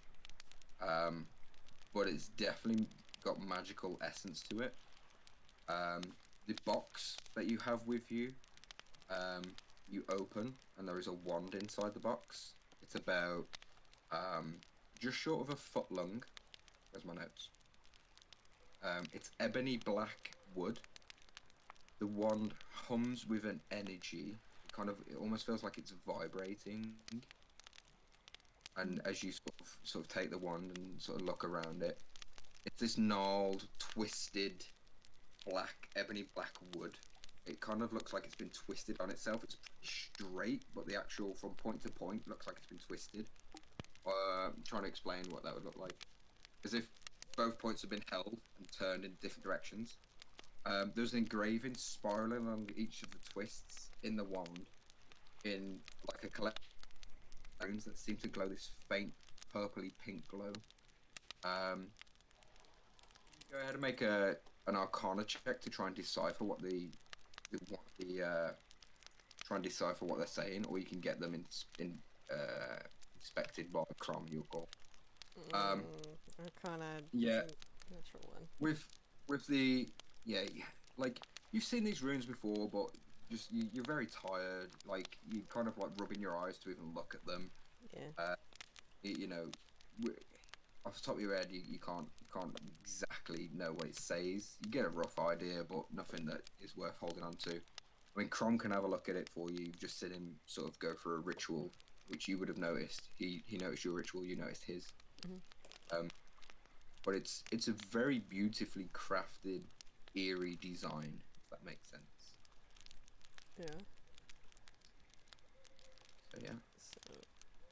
definitely just something. Mhm. Do you wanna? What was you gonna say? Sorry. I was just going to head over to. Well, I can also take like during the long rest, kind of learn its properties too, right? You can. You'd have to attune to it to do that. You can't just learn its properties without attuning to it, without investigating it. Yeah. What's it called? I can't remember. Identifying it. Identify. Oh, Identify, sorry. yeah. I mean, if you want to just go ahead and take the long rest and attune to it, that's your shout. You can do that. Well, since it's necrotic, she's a little bit hesitant to just cuddle up with it and become attuned. So. Okay. She'd go There's to. always a guy nearby that would take a risk. Like here, cuddle with this. See how you feel in the morning. Shoes become the fucking barbarian of the party. Here, Alden. To be fair, you would do it. Yeah, but she doesn't want to experiment. Poor little shoe. Not yet. Not yet. So she'll go to Crumrun and be like, "Well, I noticed you have a little ritual to check out things for me. To check out things. Do you mind using that on this?" Yeah, I mean, I specialize in metals and stuff, but I can take a look at this bit of wood, That'd be And then greatly appreciated. identifying it. Cool. You can go ahead and cast this spell. While he's doing that, Lucius, what did you say you wanted to do? He's dead. Sildar Glib, while he's doing this spell, are just kind of setting up like a rough camp. Like Glib's collecting like loads of leaves and grass together, and he's making like a small bed. Oh, sorry, mate. I was muted. I was talking to you.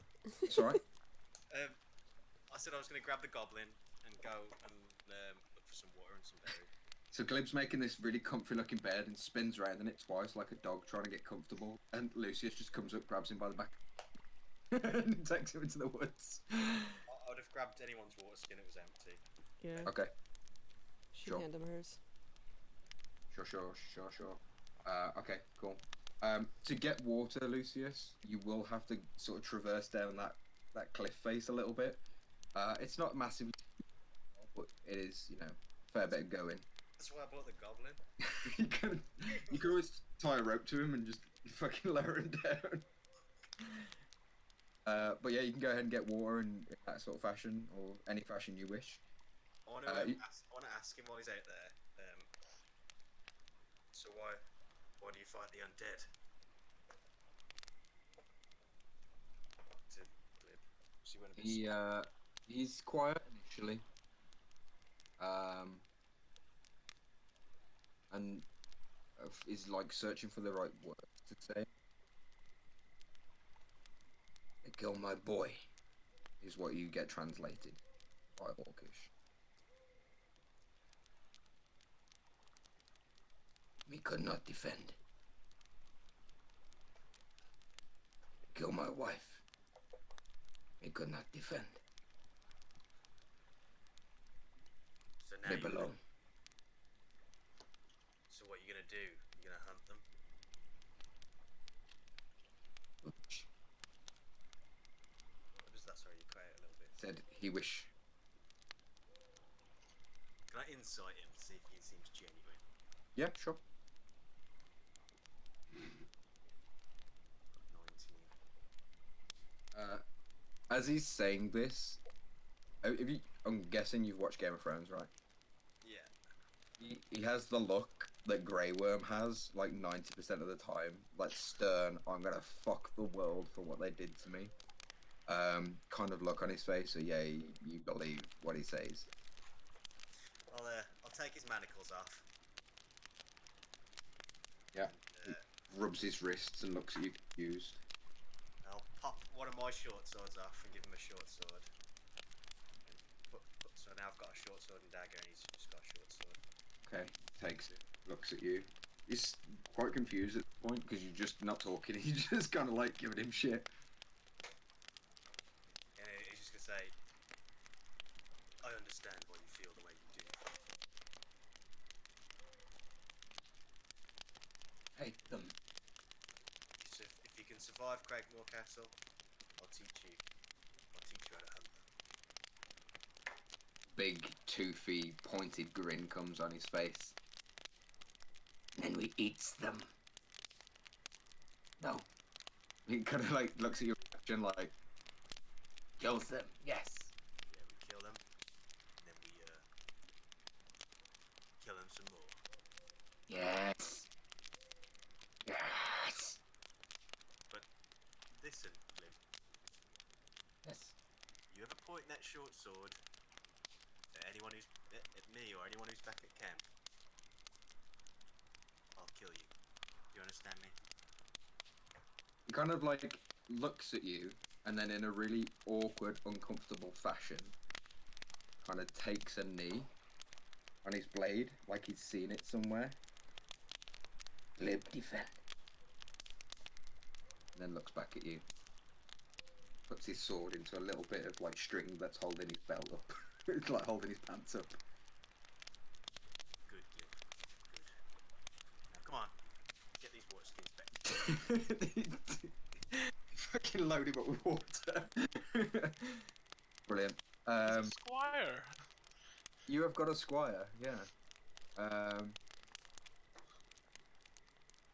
Crom, I'm gonna teach men to smoke. Huh? you can teach me how to smoke a bomb. Crom, you go through the spell, very similar to before, where you kind of get an essence of what this wand here is, how it was made, these sort of things. The image you get of the construction of this item, you're almost getting like a playback of how it was made. You're seeing, as if looking through somebody else's vision, you're seeing hands, gloved hands, with a bone, and this wood that seems to be molded by magic and twisted around this bone and pulled tight. And these arcane runes that have been etched into the design of the wand. And as the last arcane rune is transcribed and is carved into the wand, they start to glow and spiral. And then flash forward, you see an image of a wizard, just from his point of view, pointing and casting a spell. One spell that seems to be repeated over and over in these rapid flashes of image is this ghostly skeletal hand attaching to its enemies. Some of these enemies you see are women and children and goblinoids and all sorts of creatures, and this hand seems to grab on and rake and stop life force in them. You see a vibrant green burst of energy hitting targets, and you see targets that just seem to like get weak, these strong, almost ox-like men that just can barely lift their own weapons to fight back as they've been hit with this spell. And then more worrying to you, you see this spell being used to raise these weakened, deceased bodies from the dead. And you get like muttering echoes of a name, the Grave Caller, in your head. And you see this image, you see it through a deep purpley pink glow, as if some weird kind of dark vision is being used while this wand is being wielded. Sort of come to yourself, like you being a holy man, a bit, disturbed by the images you've seen, but you can relay to Shabazz that this spell, this wand, will give you multiple abilities. Gives you the ability to cast the chill cantrip at will. It gives you a first level spell, Ray of Sickness, a second level spell, Ray of Enfeeblement, and a 3rd level spell, Animate Dead. And it also gives you Death Sight, which is dark vision, but you get everything in weird purpley pink tinges rather than sort of greys and whites. And this Death Sight can see through both natural darkness and magical darkness. The charges from the wand, there is 3 charges per long rest or per dawn. You can cast 1 Animate Dead once. That's your 3rd level. That's your 3 charges gone. You can cast a 1st and a 2nd level spell through it. That's your charges done. Or you can cast 3 1st level spells from it, and that's your charges done. The 1st level spell and the 2nd level spell can be upcast, so you can cast Ray of Sickness at 3rd level or Ray of Enfeeblement at 2nd or 3rd level. So yeah, that's the wand. I can send you that information, whoever takes on this wand, if they wish. Yeah, I'm gonna go to Shabazz with it and explain. This is not to be used. This is death. This weapon shouldn't exist. She's going to take it back. Well, what does it do? Brings the dead, saps the weak. They call it the Grave Caller, or it was wielded by the Grave Caller. Not sure. It is called the Gravecaller. Is it cursed? Not that I can tell, but it's killed many women, children, warriors. Well, and I'm guessing she's holding the wand at this point. Wands don't kill people. People kill people. Oh, fucking God. Guns don't kill Walk people. away in disgust. Rappers do. All we need is more wands. Give wands to two. I so want to listen to Goldie Looking Chain right now. Meg probably doesn't even know what that is. No, I don't. I'll find it for you while you do this. Am I back at this point? Well, Yeah, I'm you- keeping. What? I'm We're having keeping the this one, so conversation if about I what's can. it called, the grave call. Lucy's gonna. Right. I'll use it if you won't, Shabazz. It's like, no, this is my precious now. I'm having existential crisis over here, like, oh god, guys are crazy. Sometimes you have to use the weapons of the enemy against them. It takes courage. Yeah. And like I said, wands don't kill people. I could use it. Every time you say that, gold fucking jade, oh god. Well, it's a common phrase here. Like, I don't know if you guys have it over there, but like, guns don't kill people, people kill people. Yes, you know? we're Rappers fully do. aware of the phrase. Okay, I'm just making sure, because you bring up another reference I have no idea about. I'm sending it, you know. Guns don't kill people. Rappers do. Rappers do.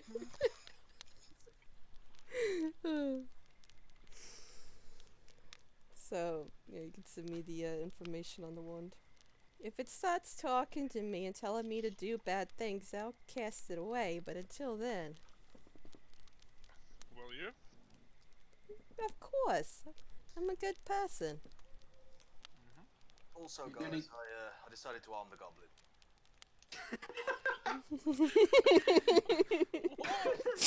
I just like I love it when things like this happen. I get this image of like Lucius coming out of the bushes that no one's seen, and like he's like, "I'll have it if you won't have it," and also give the goblin a sword. Yeah, should we take 10 minutes break, guys? Because I really need to wee bad, super bad. Yeah. I'm getting tea. 10-minute break. Meg, you should also watch Goldie Look. Yes, I shall. Right, back in 10. Back Half in past. 10.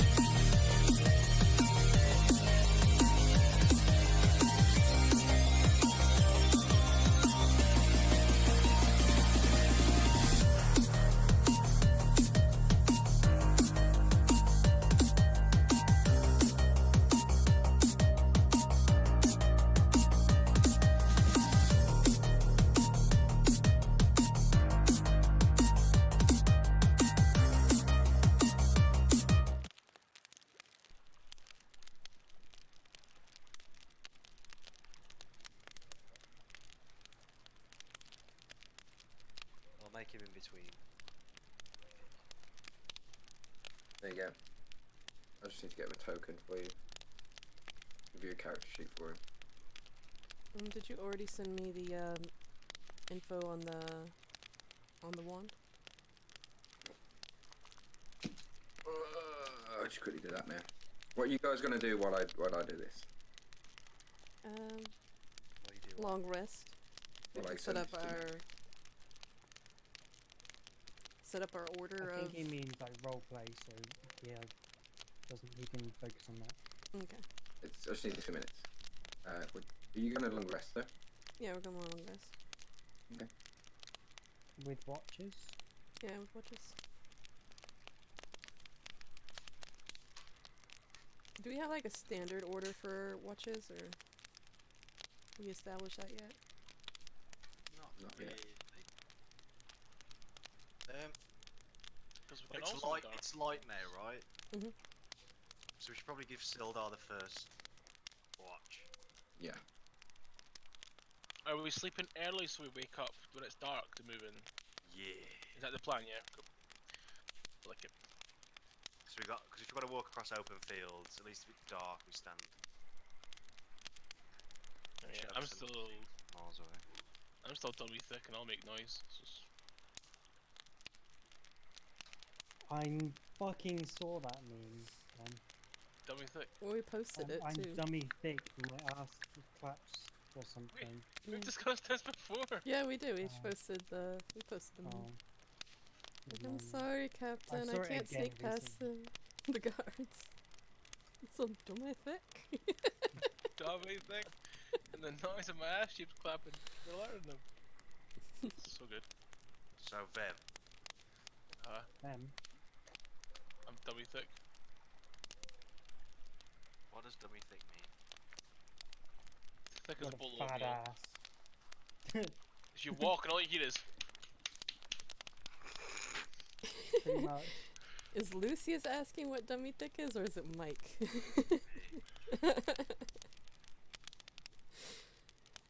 Because that would change his response, I think. Ah, you stop googling things, man. That's weird. You just said dummy thing. Google at your own risk. Safe search on. No.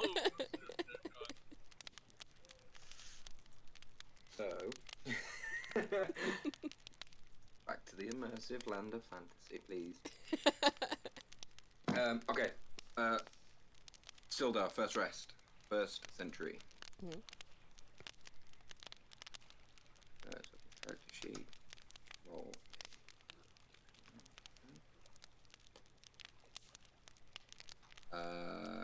Okay. So you guys took yourselves in to get a long rest.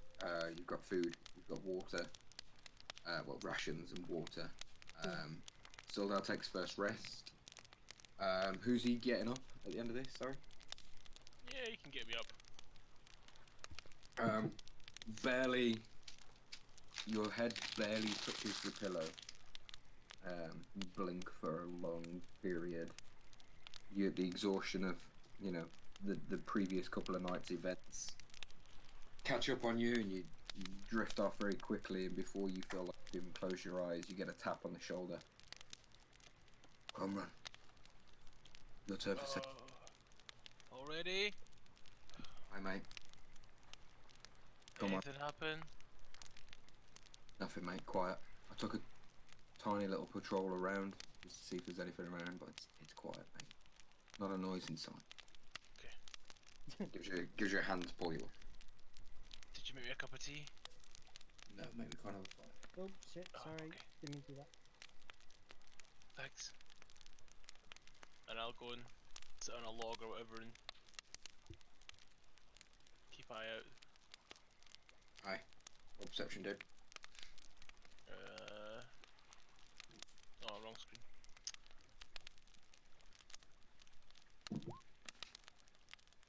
Nine?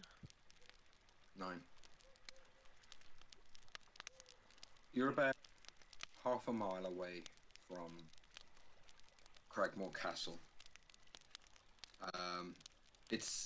You guys started to rest late afternoon anyway. So it's just going dark, and you hear a decent way away in the direction of Cragmore Castle. You hear like a war horn.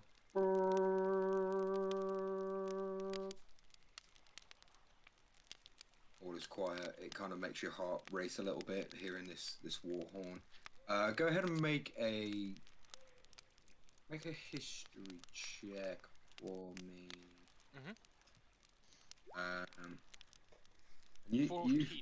You feel free. I mean, that's a decent roll. I was looking for anything over 10. You feel free now to make this decision. But what sort of Crom's fighting history when it comes to goblinoid races? Has he ever come across goblins before? What would you say? Goblins, aside from the ones that we had in the caves, no. Okay. So yeah, it's foreign to you. You can only read so much about books, but the pitch of an instrument like that, it would only come from experience. So you kind of listen out, and you're like, it's definitely some kind of military signal, you would say. The kind of thing that you as dwarves use to, stir up the morale of a patrol, or like a call to war, or call to battle, or something like that. So you get those kind of rough ideas of that. That's mustering a group of men in or dwarves in your knowledge, because you're pretty old, right? You're like what? 100 and something, I think. 150 Yeah. odd? So you will have heard like those military sort of calls to action. Whether it's the start of a patrol routine or otherwise. So you hear this noise in the distance, and the length and pitch of the horn is like that's an organised shit going on right there. But the rest of your watch goes quietly on. 2 hours, as best you can tell by the moon and stars, goes by. Big Shoes up next. Sure. Mm. Come on, up you get. 5 more minutes. No, come on, move. My turn. Get up. Is there a pot of tea? No. Yes. There is no, a there pot of won't tea. be. No, there won't have been because there's no fire. So there would not have been a pot of tea.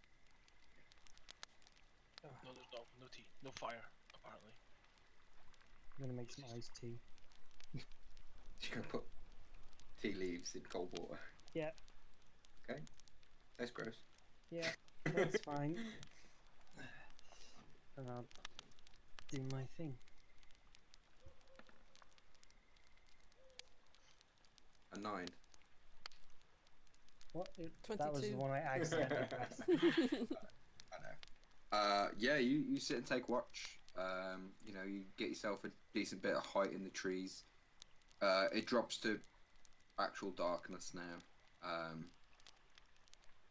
You kind of settled in the tree. Nothing really action-wise happens. You don't hear of any patrols. You don't hear anything from the direction of Cragmore or otherwise. Yeah, watch goes by, nice and easy, nice and chilled. Next up. No issues for you. Sweet. I go over, I take out my severed hand and I tap Lucy with it. Yeah. Like, Oi. Muted again, sorry. I snap awake and grab hold of the severed hand. Hey. Chill, Like bro. Okay. Don't touch me with dead things again, it's weird.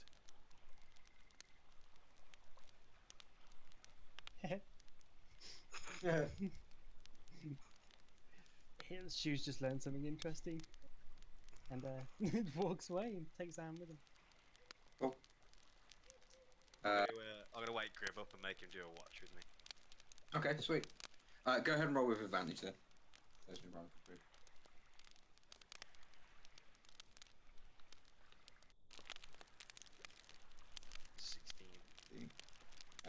You and Grid sit and listen to what's going on around you, and keep an eye out with both of you having dark vision. Is there anything you're doing, like educating Grid? Are you talking to him? Are you making him look up? Yeah, I'm starting to teach him a few little common words. Okay. Okay. Yeah. See what I'll do. What kind of words are you trying to teach him? I'm teaching him the word for like undead. I'm teaching him the word for hide, like run, basic stuff like that. Okay. So you might understand like basic common commands. Okay. So I rolled a. Did that come up for you guys? 19. Yeah, 19. I rolled a flat intelligence check 'cause he's got no positive or negatives to it. You see, he's definitely understanding what you're saying. He's picking up what you're putting down, type thing. And you can hear him muttering under his breath, just practicing, like, yeah. And then I'm going to wear, you know, my old leather armor. Yeah. I want to try and decorate in that somehow. Okay. Like maybe just put the shirt on and tie the belt around his waist. Sure. You could definitely get like your braces, your old braces to fit, and stuff like that. Was it studded leather? Nope, just normal leather. Just standard leather armor. Okay. Yeah. It takes you a while. It's a bit mishmash. I mean, you could. I'm not sure if Crom would be able to help him out a little bit better, give him the right amount of time to try and adjust the sizes and stuff to it. But yeah, you can, or if anyone's got leather working tools as well. But yeah, you can make it enough room to get him a 11 AC. Is it? Yeah, 11 plus his deck, so. Yeah, sweet. So yeah, you can go ahead and kit him out in that. So short sword and mishmash leather armor. Then I'm gonna go through some basic short sword techniques as well with him. Okay, sweet. Like stabbing people in the belly and stuff. Nice. Okay, yeah, he's happy with that. Happy days. So yeah, very quickly that 2 hours of father-son time. And yeah, next up would be Sildar or Shabazz. Probably 2 more watches because you've got a real long rest. You guys wanted to leave at night time, didn't you? Yeah. So you've had one, We've had 8 hours already, haven't we?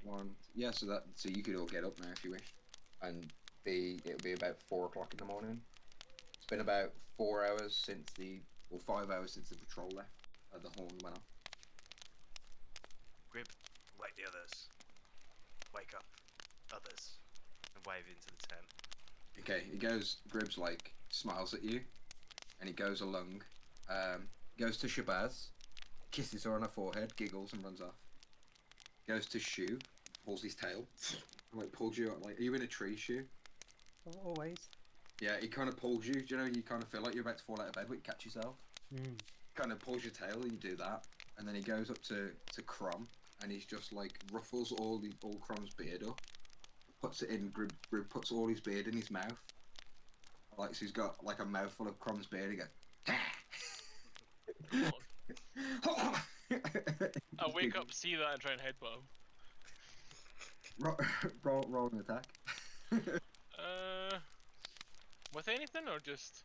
Just roll your strength. D12. D20 plus your strength. I'll do D20, then I'll see what my strength is. Oh, a natural 1, so. As you do it, he pulls back and like pulls a load of beard hair out, spits it at you, and then he just goes along and like absent-mindedly just like hand slaps like Sildar's face. Up. And then looks at Lucius smiling. Good.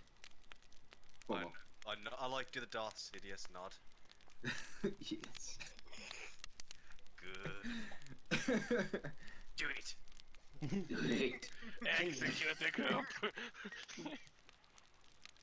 So yeah, everyone's up. On you guys, how do you wish to proceed? I take my usual 10 minutes to do my blessing for my weapon. +1. Okay. Plus 1 weapon and shield. Shit, yeah. We could have a +2 shield. Ooh. Oh, I could actually, yeah. I'll think on that. Would that affect the damage on that? In any way for the... I'm gonna say yeah. Yeah? Yeah, why not? I'll think on that one, I might do that next day. Okay. So +1 sword and shield, or weapon and shield. Shabazz, got a 9 and a 3. Is that, I'm reading that right? I'm reading that wrong because that's 2d12, not 2d20. Shabazz, Meg. I muted. Oh, there you go. you roll 2d12, Meg, so you fucked yourself. There you go. 14 and a 6. 14 and 6. Anyone else need to do anything before setting off? I'm gonna do mage armor, and then just going ahead and using my arcane recovery to get it back. Spell slot. Okay. Sweet. So that's 8 hours of 13 plus dex on your AC.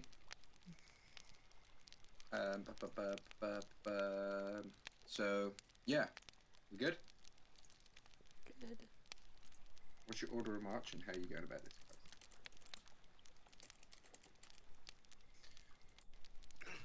Right, guys. So you can see, here's the plan. Me and Grib lead the way. We get to the walls. We throw up a rope. We try and get in quietly.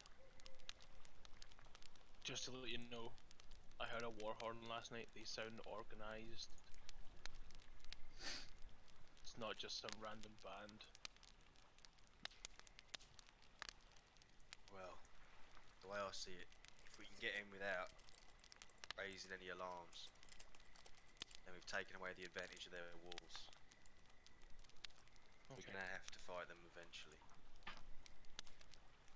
We'll just try and take as many out quietly as we can. Do we have enough? Someone's got a 50-foot rope, right? I do. Yeah. I think I might as well. I don't know how high these walls are. Yeah, it's gonna be more than 50 foot. That's high.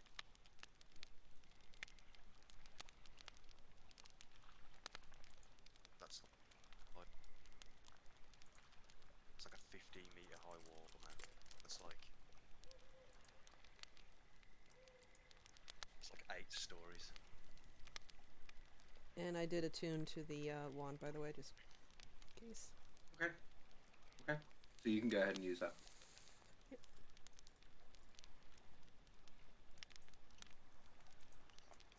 Did you take the glove as well? Yeah, so she's... how many things can... I think you can get attuned to 3 things. Yeah. So you've attuned to both of them. That's fine. Mhm.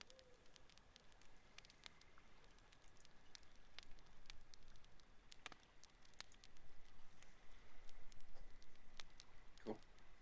So let's do the march, guys. Glib and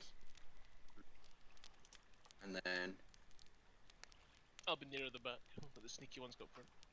okay. Oh shit, drop that. I'll stick by Crom having. Shabazz will be in the middle.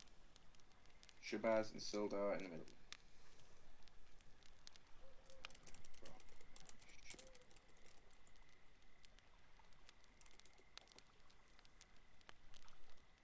Okay. Cool. So you're going in 3 sets of 2, pretty much, sort of 30-meter space between you. Are you all gonna stealth, or are you just marching up? How talk to me how you want to go ahead about getting to the castle. You're not at the castle yet. But how are you gonna get there? I want to fuck you over with decisions you want to make. I think Lucius and Grib would definitely be stealth. Okay, go ahead and roll stealth. You've got each character sheet, so you can go ahead and roll a d20 plus.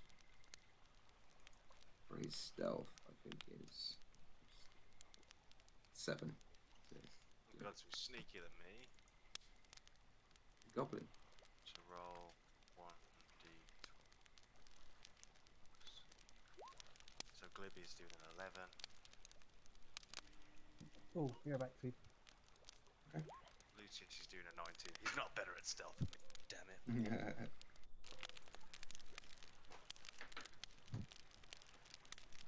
What the rest of you rolled? Are you doing stealth or are you just walking up? Your call, guys. Tell me what. I'm just wondering whether it's gonna like slow us down if I stealth as well. 18 I wanna get there for before stealth. dark. No, it's only half a mile away, man. Ah, right, okay, that's fair. I mean, stealth. Oh, Nice. Moradin fucking answers Crom's ability check. So yeah, you're all stealthing up. We'll just assume Shu's done alright, because I'm guessing well.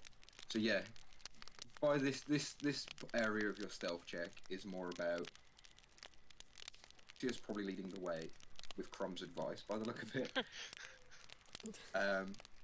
Picking the right ground so you're not in direct vision of the sort of castle ahead of you, and you kind of make your way with the gradients of the hills, and they go from copse to copse and go through a small valley that kind of blocks vision to the castle, probably one of the castle's main weak points. And you stealth your way, guys, as a team, all the way until she ruins it. All the way to, you just check Crom's roll quickly, Shu. Yeah, I saw. All the way to within sort of 50 meters of the castle, where I'll give you a quick description of it.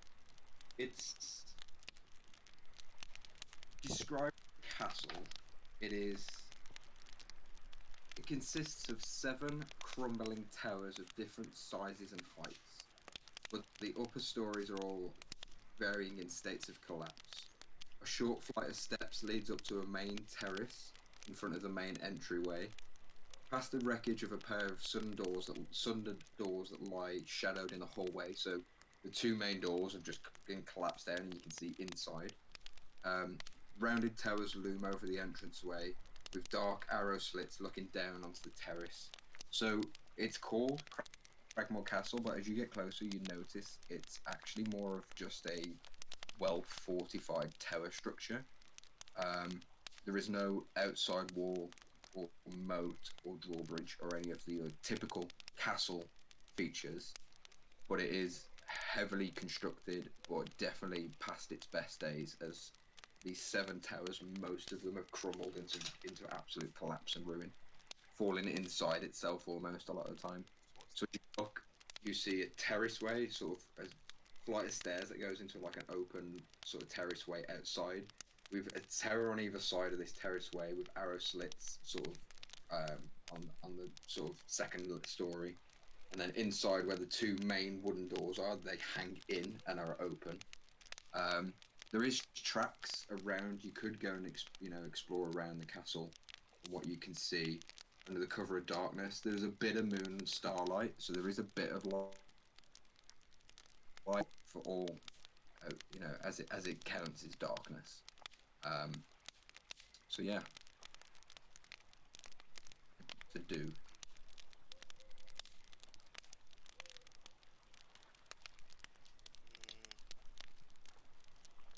We all huddled together.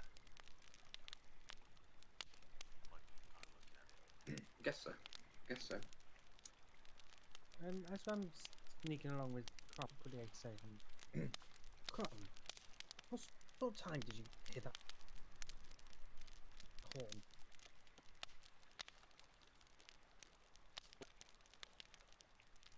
I don't know what it was. Why? No. It was something that I thought of, but my clever enough to come up with that, so I went with something. Because he's an idiot. Just keep thinking on it, you might know what you're gonna say. Yeah, maybe.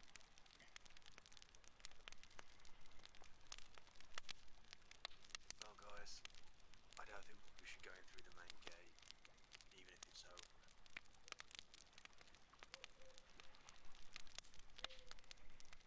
I'm thinking We could. we have a look around the perimeter, see if there's a more discreet way in. As long as we just stay quiet and sneak. Yeah, you're doing good so far, Crop. I know, right? Notice you. I don't know what's going on. Maybe when that spell cleans your armor, it helped lube it up a little bit. Oh yeah, maybe that's what happened. Can you do that? Well, I could try next time. You need a little lube up. I'll let you know. Thanks. Right, well, let's just move around the perimeter in a clockwise direction. You can lube up later. You can help me.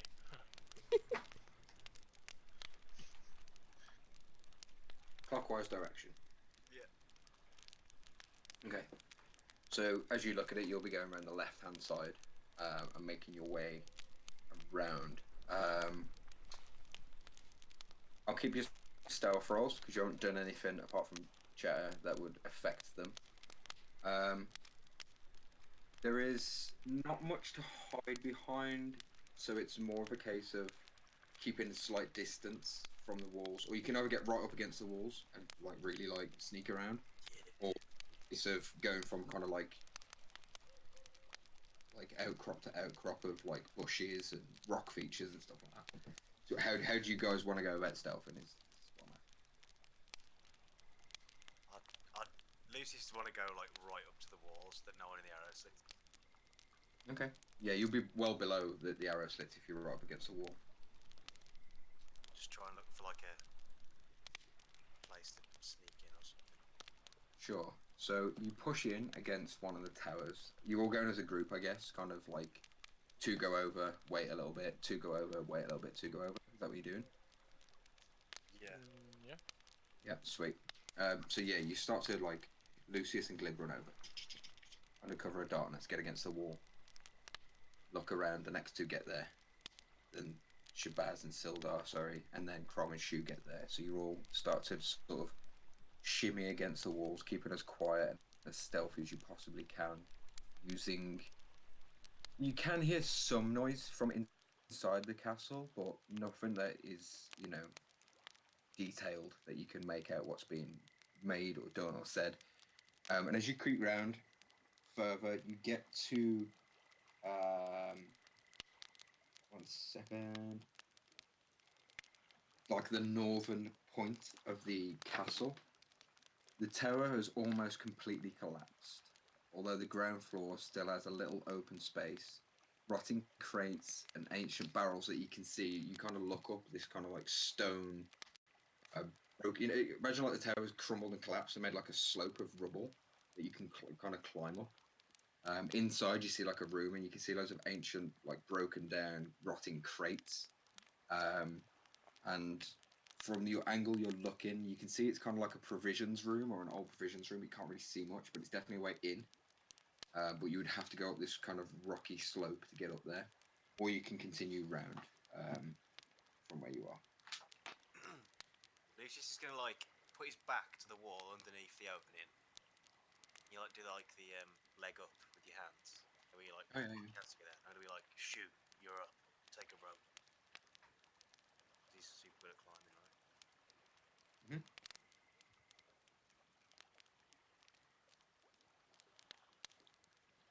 Gaia. Shoot. Gaia. I'm muted.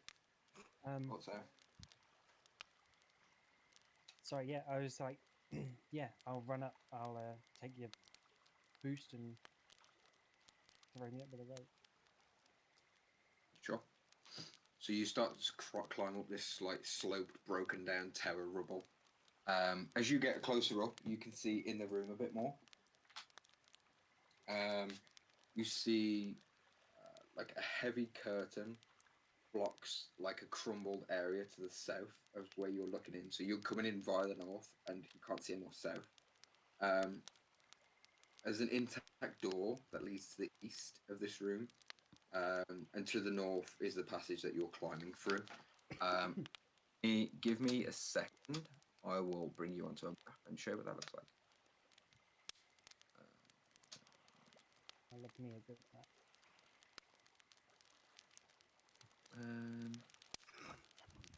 If I can see.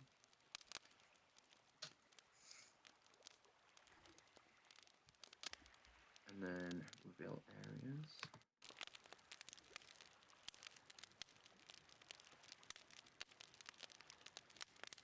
Just give me a sec, guys. There's going to be details of this, what you can actually see.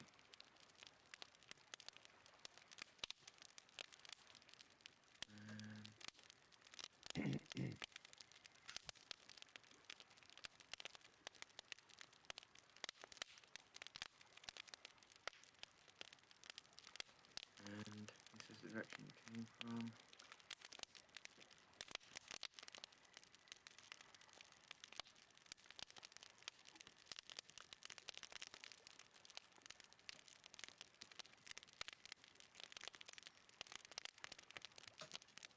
I'll reveal what you did see previously as well, because you know what it looks like and stuff.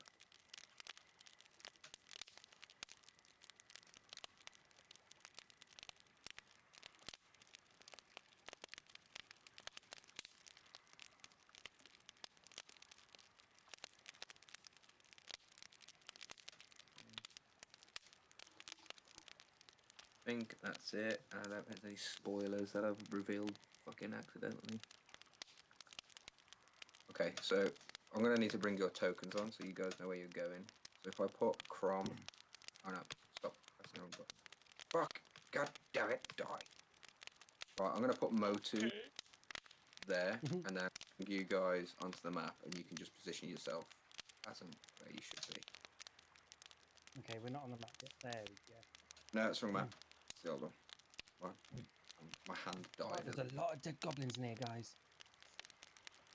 1 second. Can't scroll across enough. In fact,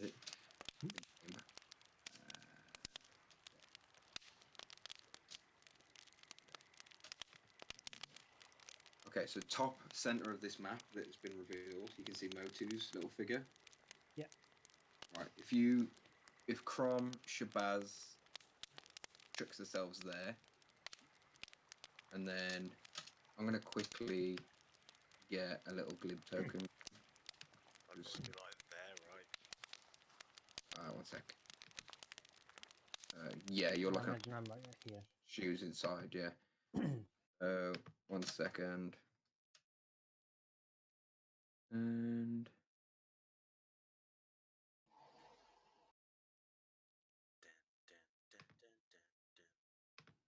oh no, shit. Close. I've already got one. Already got a little glib token. Let's get this on the go. Upload. Hand. Can always change this at a later date, but for now, goblin to goblin. Ready to go. Click. Open. Move house, man. Why? They've opened up a pub down the road, man. It's just Loud. on a Friday and Saturday, mate. There was after I went off last Friday, there was a fight right outside my fucking house. Really? Yeah. It was the most pathetic fight I've ever seen, but that doesn't change anything. Nah. Did you join in? No, it was too pathetic. It was sad. Should go out there If with it was like a a good fight, hose I and just would've kind of fucking spray taken them. The guys got wore each other out, trying to fight each other. It was just sad. Right. So there we are, guys. Glib's next to Lucius. I guess he would just be like hiding in these little rocks here. Lucius, you're looking up and in, and Shu, you're making your way into here. Do you guys see the numbers? No. No. Because that would really annoy me if you did. Okay, so you're in this old storage room. You see to the south here, Shu, you can see a curtain. To the Yep. east, you see a doorway. All this rubble is stacked up quite high. You wouldn't get over it. Same as this rubble, you wouldn't be able to climb over it. So, how do you wish to proceed, dude? Okay. Is there anywhere I can see to tie down a rope? Yeah, I mean, it's a difficult one. You could see you could definitely in this room anyway tie it to some crates and shit, but the chance of your stealth being broken if you know things get moved and pulled and knocked over is different. You could definitely anchor the rope yourself as best you can and pull somebody light up and build it from there. So if I did my usual staff in the ground thing, No, I mean you could try. that'd be loud though, wouldn't it? And it's a solid stone floor. Sure. Okay. Yeah. I'll drop the rope down, and I'm not the strongest. Lucius is gonna climb up, but he's not gonna like pull all his weight onto the rope. Yeah, it's more there for support. You guys can easily get up that way. Sweet. Don't worry about strength check or anything. You guys can easily maneuver up that way. Then I'll do that. Yeah. So what we'll probably do from here is when you want to progress, it'll probably be a new stealth check because you've been stealthy up to this point, but you've just all climbed a rubble sideway passageway. If you know what I mean? Okay, so we're all up in the room now. Yeah. Is it dark in here? Yes, So I'm invisible, right? you are. Well, once everyone's up, Lucius is gonna. Imagine like we're all crouched around in a circle whenever anyone gets up here. They all up here? They're just not moving their tokens, but yeah. Oh yes, sorry. Is everyone? Meg, are you muted? I was. She was I'm sticking muted around 'cause her I'm muting. tokens. I imagine her just giving sass into the void. Meg was being silly and moving a token, and I just got bored of it, so I just stopped. Mhm. Right, guys. Sildar's got full health, but he's appearing dead on here. Let's just fix this. Yeah, go. Carry on, sorry. I'm gonna sneak out and have a quick look. If you hear fighting, just follow me in. Okay. Alright. Okay. Right, now I'm gonna sneak through the curtain and see what's there. Okay. Do I need to roll a stealth? New stealth. Yeah, roll new stealth, dude. Please be good. No. 7. God, I suck. 1 second. Are we in the forest? Does he get +2? I don't think Do you have I've your got- oh, I haven't- bonsai tree? I haven't got any thingy, have I, either? Inspiration. God damn it. Second. Could probably make a little magical item that's like a little bonsai tree necklace that makes it where you're always considered in the forest. Nah, I've already got. I'm gonna take rogue levels, get expertise, get pass without trace, and just get like +20 to stealth. That's the plan. Is anyone else doing anything, or is just Lucius going through? I'm waiting for his call. Yeah, I was going to say I'll stand by the door or the curtain and keep an eye out. Watch nothing go and wait for a signal. Okay. Actually, I'll probably see his footprints or hear some footsteps. That was me rolling, by the way. No shit. Lucius, as you step through the curtain, like it catches on your new dagger hilt, and it pulls the curtain down, and the pole that was kind of keeping it aloft kind of ding, ding, ding on the floor. You don't hear anything for a second, and you breathe a sigh of relief as you feel that it's safe to continue. And then you hear what sounds like booted feet coming towards where you are. A door just around the corner to your left, which is just out of sight. You hear creak open and footsteps coming from it. Can I like sneak up onto this pile of rubble up here?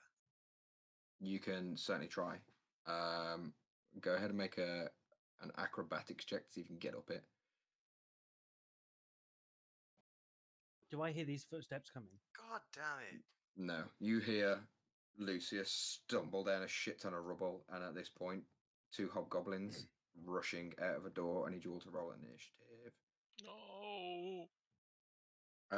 Sorry. One hoblin comes rushing. One hobgoblin. Blah, blah, blah, blah, blah. One hoblin comes. Hobgoblin. Hoblin. One hoblin. One hobgoblin comes rushing out the door, and you hear another one in the room behind him. So let me go ahead and put both of these on turn order. Oh shit! Rolled before turn order was up. That's all right. 1 sec. Keep you re-roll and just take whatever your first one was. God damn it! I'm rolling shit tonight.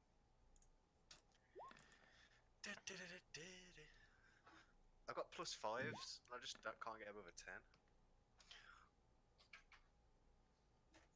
Okay. That feeling when you get a 20 on initiative and then have to change it back to a 5. That feeling when you get a 4 and have to change to a 17. Wow. Alright. Feels good, man. I like to think, because I'm so late in the initiative board, that basically as he fell down the curtain, it fell on me a little bit, and I'm like, oh, for fuck's sake. I love how useless Lucius is. He's like invisible. Somehow more visible than everyone else. Basically, the dust just fell on him, and it's like, he's just been An outline. coated in flour. Okay. Okay. Where's my? How do I roll initiative? Just click.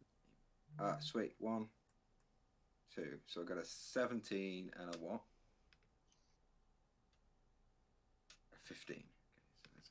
that's a 15. Okay. Is everyone rolled? Yeah. Mm-hmm. Yeah. Did you roll for Glib and Sildar? I need to roll for Sildar. I haven't got a character sheet with Liver. All right. Just roll me a d20, dude, if you can. It's going to be D20 +3, right? Yeah.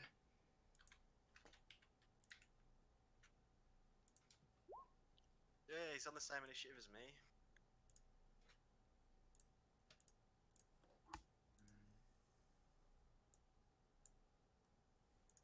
Sildar's gonna roll a.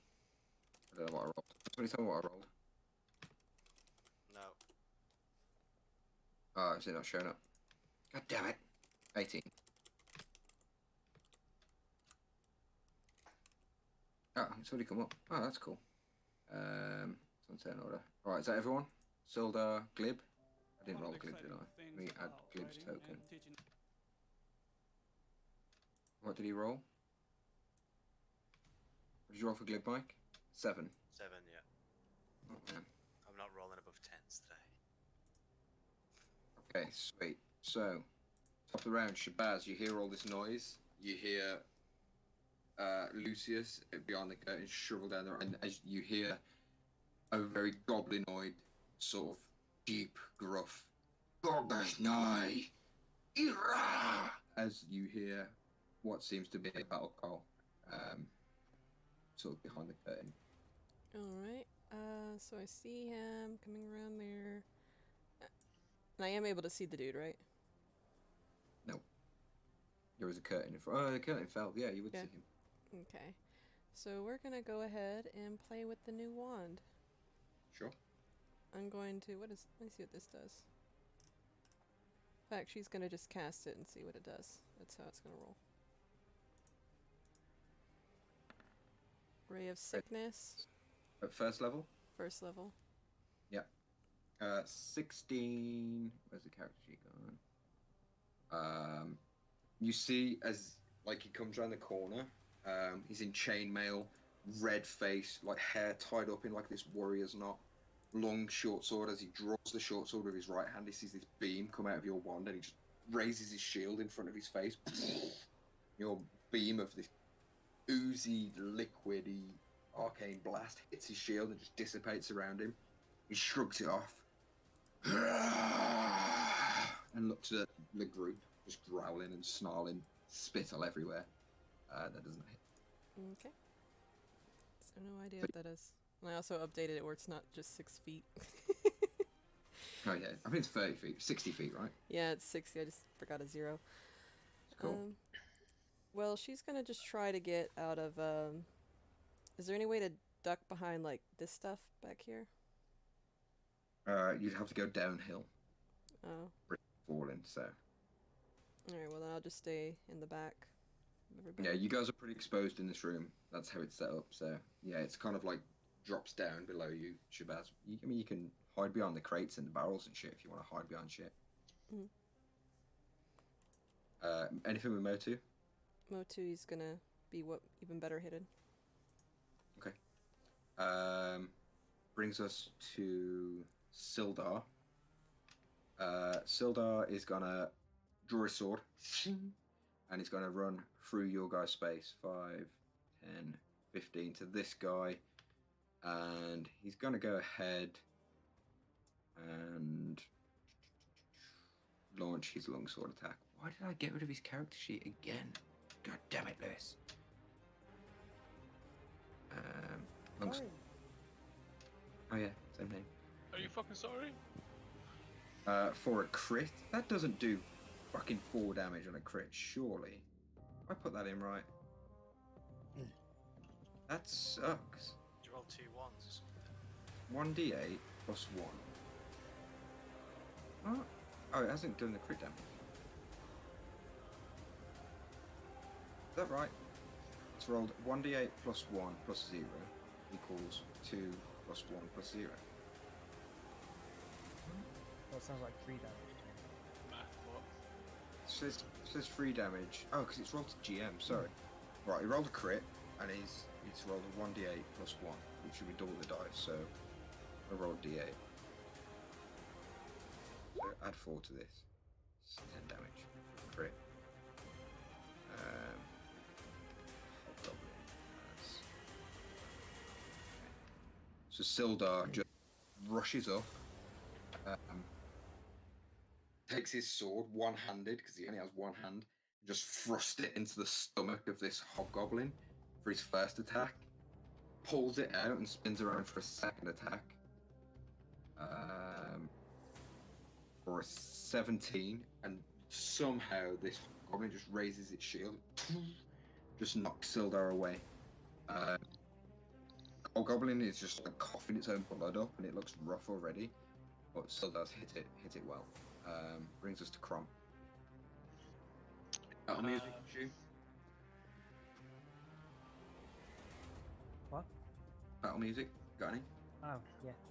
Okay. Crom. I am going to probably just Sacred Flame, to be honest. That's all I Sure. really do, I think. Sure. Sacred Flame. Save.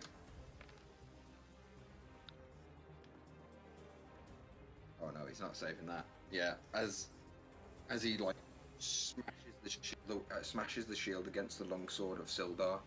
Sildar kind of stumbles back, ready to take his next attack, and this Sacred Flame just erupts on this hobgoblin,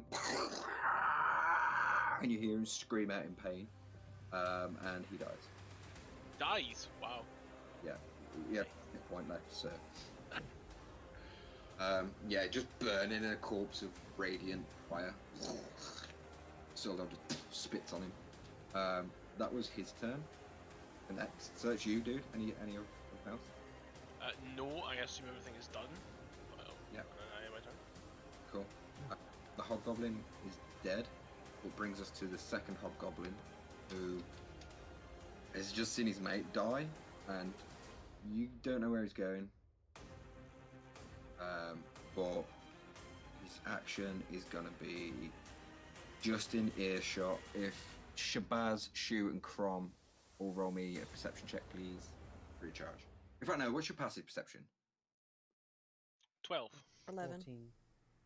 14. Shu, you hear a banging and a call into a different room. You hear "Gordas guy, Kizona," and then quiet for a few seconds. That's his turn. That's two. Oh my god, did you guys... What the hell? 7? Glib looks to Lucius. Lucius, what are you doing with Glib? And what are you doing with Glib? Which way did that banging come from? What do I want To the east, behind this door. Is there a door there? Yeah, Yeah. I did describe a door. Oh shit. But no, Sildar's been around this corner. He would also see this door.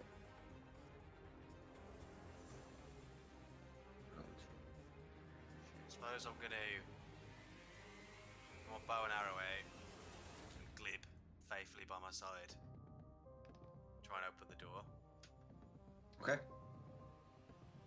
That door, you push against it and it's shut. It will require either a Thieves' Tools check or a Strength check to break it.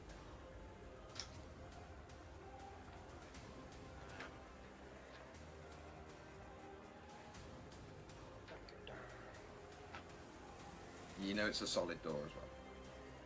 How far have I moved or something? Like wooden frame with these like iron sort of hinges.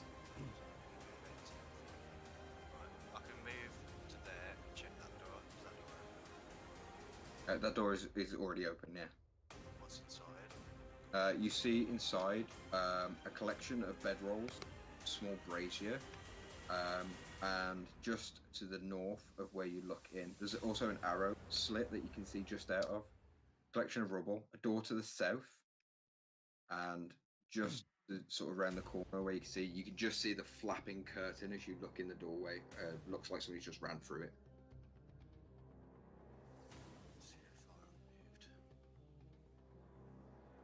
So I was here. Moved to there.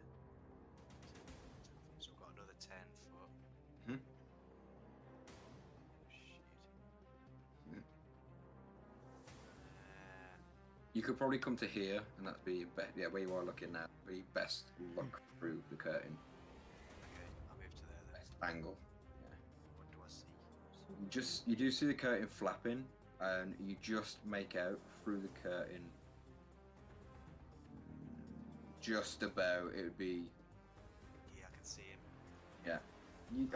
You're not stationary in that 5 space. You can move around a little bit in that space. So yeah, you'd be able to see the hobgoblin, who's just closed the door at the end of his action. You've run round. He's just closed the door that he seemed to be calling into, and he's drawn his shield and he's ready to head straight ahead of himself, which will put him to like this direction. So can I shoot him? Yeah, you can go ahead and shoot him. Sweet. I get 2 shots. Yeah, you are in a brazier lit room there. Okay, so I'm not invisible. No. Maybe the wrong Let's go. You fire away, bounces in his shield. He like didn't come in. Roll above a 10. Alright, I'm gonna use my second attack. Sure. God damn it! Yeah. The second one he sees coming, catches it, and then just uses his longsword, cuts the arrows out of his shield. No. And looks at you and points his sword at you. What's Glib doing?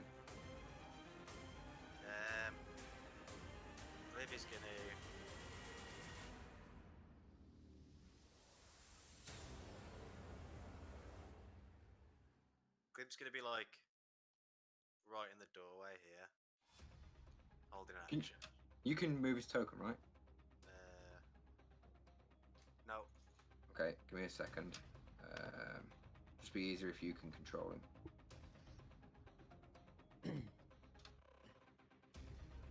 oh shit! I clicked the wrong attack for the last one.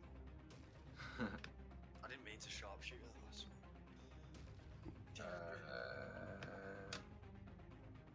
Second. Probably would have missed anyway though. Second, one second.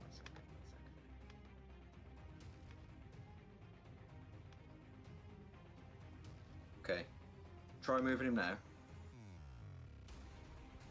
No, I can't. Okay. Give me 2 more seconds, guys. I'm struggling to see the goblin. It looks like a A bit plant. too small. Too small, is it? It's on me. Yeah, I know. I see where it is. I'm looking at the token itself. It just doesn't. Oh, I see it. I see the goblin now. Yeah? Yeah. Top bit's his head and the rest of his body. Look like a. What's the plant that eats flies? Venus flytrap. Flytrap. Looks like one of them to me.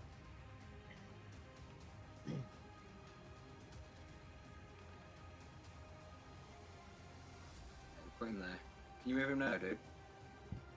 Yeah, I can. Sweet. Put him where you want him. 30 feet movement. He's got cunning action now as well, so he can bonus action, disengage, bonus action, hide, all that sort of stuff. They can bonus it. Dash, can't Hmm? they? It's 50. Oh yeah, he's gonna bonus action dash. Try and shank this guy. Rushes all around. Actually, no, he's not. He's gonna hide here. Okay. Wait for the guy to, if he comes down, he's gonna try and stab. Gonna bonus action and then stealth as his main action. Go ahead and roll stealth for me. Just roll d20 and that is +7, I think it was. This will be smoother once we get a character sheet for him. 20. Okay, sweet. And that's his turn. Shu, you're up, dude. Okay. I know I can't get there, so I'm gonna go here. Jesus, I can't get anywhere. Can't get anywhere useful. Okay, I'm gonna stand on Lucius. I'm gonna throw. I mean, you can try and break this door if you wanted to. Yeah, I saw Lucius try and then be like, "This is too hard," and I have no strength. I'm not very strong for this. I need to use my action. I can't do anything. It's about this action if I use that. Ah, fuck it. What else am I gonna do? I'm gonna attack the door. Okay, go ahead and roll athletics check. Yeah. You've run and you kind of like go to drop kick the door, poof, and it just shudders against you. Didn't break open. Excellent. Made a fuck ton of noise, but it did break open.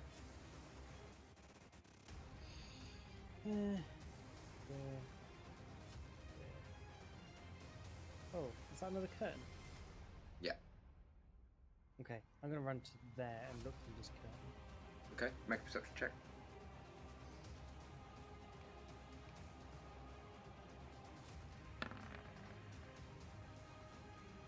Whoa! Oh, that was weird. What? When you remove that, like, for some reason, Cromwell's portrait at the bottom was, like, right in the room. I was like, oh my god, it's a giant He has come for you. Yeah, you can see The hallway. a hallway, a way to the south, and from your angle you can see there is a doorway to the west as well. So that your turn, dude.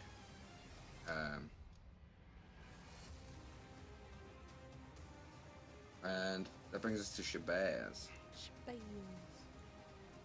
Me and Motu are gonna measure it out real quick. Because I can't get far either. Yeah, I guess we're just gonna go like right there.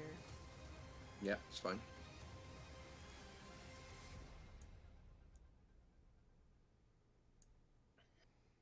So you move there.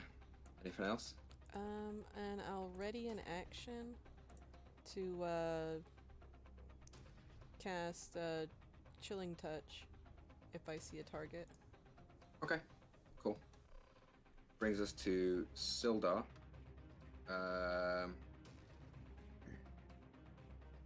Yeah, he's gonna looking at you guys, unsure what you're doing.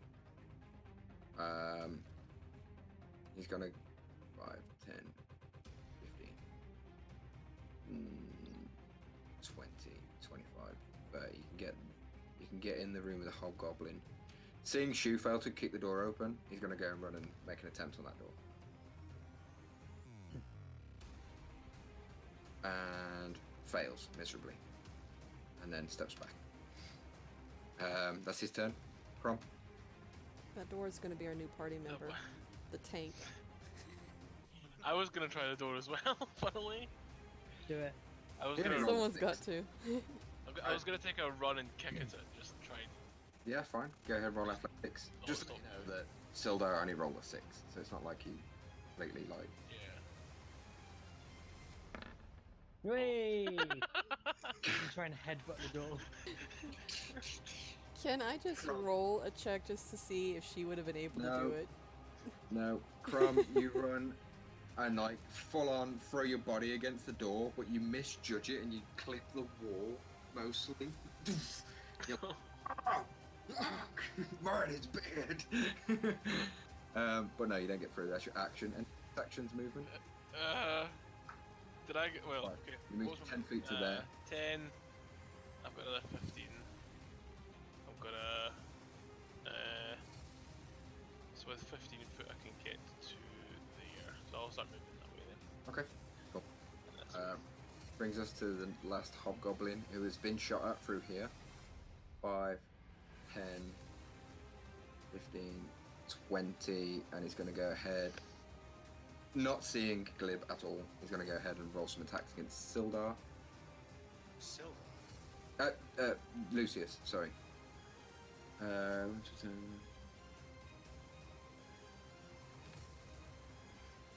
12 to hit. No. Misses. And yeah, he comes running through the curtain, swings at you, you just kind of slide out of the way. His blade hits the floor, he draws it back for a second attack. That's the end of his turn though. But he looks like he's engaged with you. Lucius, I'm gonna pull my new dagger and try and stab him in the head. nice. Remember Glib goes on your turn as well at any point, so his token's just this, that's all. Yeah, go ahead, roll attack. Okay. Dagger +1. +6 to hit. I'm gonna. Oh no, sorry. Bonus action, Hunter's Mark. Okay. On the guy, and then I'm gonna do this. Ugh. No, I'm not gonna do this. No, as you cast the hunter's mark and you swing away with the dagger, he just kind of like shrugs you off. He kind of puts his shield against your body and pushes you off. And you just miss like connection with the blade. And then sneaky goblin guy tries to stab him in the back.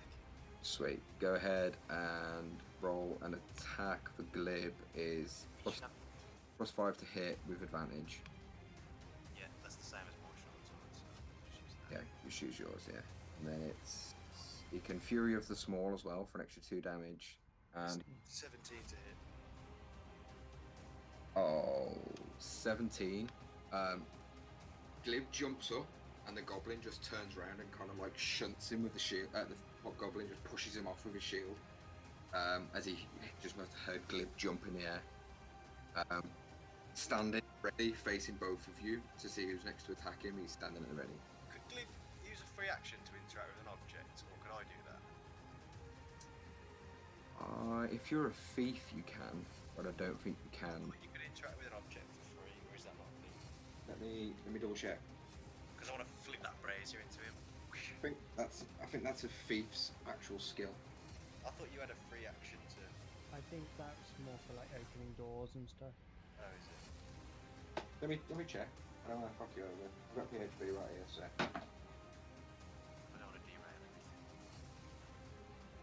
Derailed the whole campaign. God damn. This guy's tough, man. We could be fighting each other in here for a month. One You sec. guys have fun in there. I'm gonna go down this way. You have fun. Bye, have a nice time. I just wonder if Shabazz can see him from where she is. If so, then I had a held action. There's the door's open, right? There's doors open. Yeah, I say go ahead and fucking cast a spell. I'm gonna give him half cover though, because you're trying to fire at an angle through a doorway. Okay, so that was... where is it? He's There's got so many freaking things on here. Or is chill No, touch it's- like a Hold on. I always cast something different. Here we go. 10. No, 10. He just kind of dissipates on the wall behind him. 1, 8, sorry. Okay,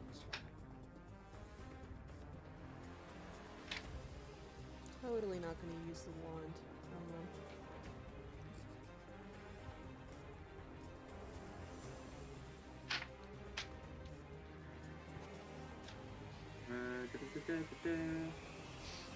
Happy power.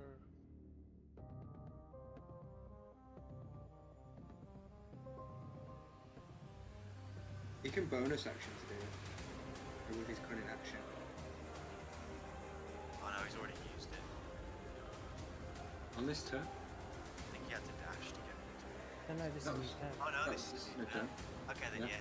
Then in that case, he's gonna flick the brazier into the to space. Sure. Dude, time that would give me that. Okay. I'm gonna say go ahead and make a strength check for him. So roll a d20 and add athletics, which is proficient in, so add 3. Hmm. 16.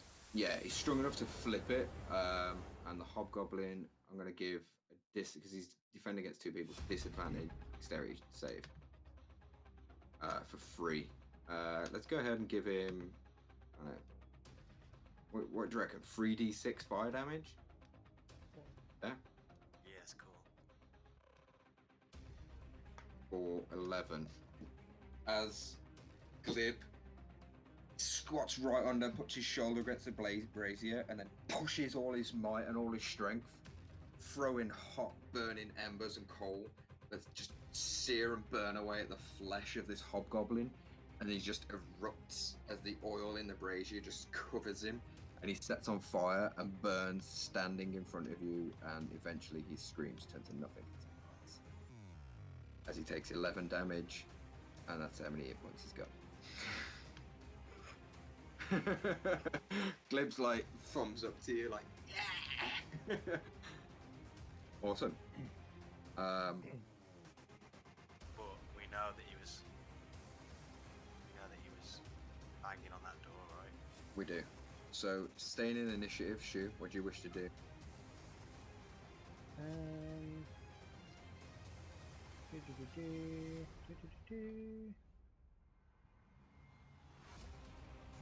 I can get to that door.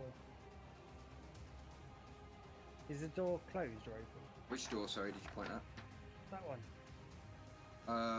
That door is closed. Can I open it? Or at least peer through slightly open? 1 second. As you get to that door, you hear 2 voices shouting at each other in goblinoid language. Do you speak any goblinoid languages? No. Okay. You just hear Grishkanaka, and then a deeper voice. Uskoro, Grol, no, that seems to be arguing with each other. Give me 1 second.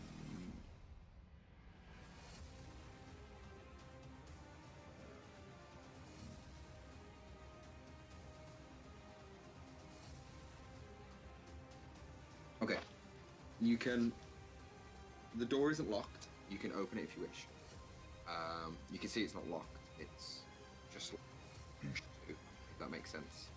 Yeah, it's a You're jar. right. It's not a door. It's a jar. It's a jar.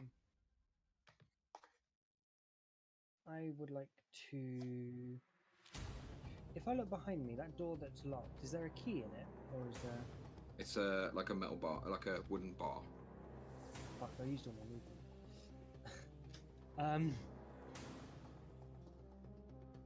No, I'm gonna point at this door towards like Lucius, who's probably looking this way, and be like, and put my 2 fingers up, say there's 2 behind the door, and hold a throwing dart if I see anything or if the door is open beside me, so I've kind of died on it. Okay. Who's next? I'm gonna have to go ahead and do some stuff. So So at the end of initiative, so is that the end of the initiative? Okay. yeah. So use the choose the lowest. So just quickly tell me everything you guys wish to do while he's waiting at this door. I'd like to get closer to everybody else, I guess. Okay, you can do that. You can. We all allowed to move. Yeah, you're all free to move. Just tell me if there's anything in particular you would do or try while you're in here. I'm gonna sort of shoot at it, and then I'm gonna get the idea of a shot. Okay. Are you? Is it? Grim's gonna open this door. Is that a door here on inside me? Sure. So I can come through. That is another door. There's a door, yes, mate. Has anyone tried that door? No. Grim's gonna take a look next time. I'm gonna listen at that door. See if there's Okay. any- Make a perception check. As we're out of initiative, can I no longer hold the dart and be just ready to run it? Yeah, sure. 50. From listening to that room, it sounds very quiet. You don't hear footsteps, breathing, pans, pots, anything. It just seems like a quiet room. Happy with that, I'm gonna move towards the rest of the group then. Okay. Sweet. How do you guys want to proceed? You can hear voices of muted on the other side of the door. Do I get another ambush round if we keep the door down? I'm gonna say no. It's still kind of in action at the moment. You haven't like had a minute to breathe. You'd still like rushing around. I'm just making it easier on the old turn order. Okay, I'm gonna just say, let's go shoot. And hey, Door's open. Okay, door flies open. I'm gonna give you a quick description of what you see and what's going on, and then I'm gonna add these guys to the turn order, and then we'll go from there. Okay. holy shit! So Nice dwarf. Is that a fucking White Walker? No, that's a drow toad. Oh yeah. The dwarf looks like the girl from Brave. Yeah, it's fucking Yeah. Meredith. Meredith! You had a chance to change your fate. That's Irish. Shut up! Stop ruining this for me. You do it then. Go on, Mr. Scottish. If you had a chance to change your fate, That was awful. fuck you. You had a chance to change your fate. No, I know. no, Meg. That is perfect. Spot on. Makes me racist towards Scottish people. It's You American. offended. I'm American, so it's okay. Since when? Born offensive. Freedom of speech. Freedom of speech. They were selling T-shirts where with blue-faced Scottish guys with like English people's heads on sticks. What? They were selling T-shirts like that in Glasgow, and I was like, holy shit. Confused. Controversial. Almost there, guys. Oh, don't worry, guys. I'm still going last. You like keep the door open and then just wait. Yeah, that's pretty. He's holding it open for us. You know when you open the door, there's actually someone sat on the toilet, and you just stand there like frozen. Like, what do I do? That's what she's done. You just keep the door open, like, there's more of them in here than I thought. Okay. Shabazz, you're top of the round. Right. So she boots the door open, but it's your action. So I'm gonna be going up here. I guess I can get kind of to like here. Yeah. And do I want to play with a new toy? You got 2 hobgoblins you could have raised the dead on. That's true, but I can't. I don't have any more slots for it because I used Oh, no, my you've already sickness. used one, haven't you? Yeah. That's true. So I'm gonna try. What is this guy in white? Like, what's? Okay, so Does he look sorry, pretty I'm strong? to you. Yeah. So the chamber in front of you has been set up as a crude living space with thick furs thrown on the floor to serve as carpets, old trophies hanging on the walls, and a large bed to the north and a brazier of coals burned brightly. A round table with several chairs stand to the south near the door. Near the table on the floor is an unconscious dwarf who looks to have been badly beaten. There is a large bugbear wielding a very large club, a snarling, very large wolf that seems to be reacting to the commands of the large bugbear, and this drow figure who has turned to see the door being kicked open, that is in the room looking at you with is kind of wearing like light garb, or ready to fight. Has he got Poafwe? He does have a pathway. Kill him and take his Poafwe. I don't know what that is. What are you saying? Oh, I was muted. Poefwe? Poefwe. What is it? We kill him and we take it. So I'm gonna be webbing, and it's going to go kind of aiming it 20 feet. How, I never know how big that is. Is that like this big? Pretty much the whole of that room, yeah. Yeah, and I'm just gonna be webbing that just the whole room, wall to walls, floor. Alright guys, I'm useless. See you later. Sure. You could throw darts. So you cast web. That's you. I cast Any web. And no bonus actions. I don't have any bonus spells yet. Okay, so let me bring Looks up like- the correct sheets. So, first of all, King Groll is going to go ahead. Is it a deck save, Meg? Sorry? It is a dex saving throw, yes. King Groll rolls a 10. He does not save. It's 13. The other character rolls a 16. That's a save. And the wolf rolls a... Oh, he's not in it yet. The wolf isn't, so ignore that. He would have saved. He's not in it, so... Okay. Can somebody just draw me a square? Pretty much from the brazier to the wall. So up a bit. From that corner, like down to here. Squared. Like that. Yeah, thank you. That's the 20 foot by 20 foot, right? Yeah, sweet. That's the web.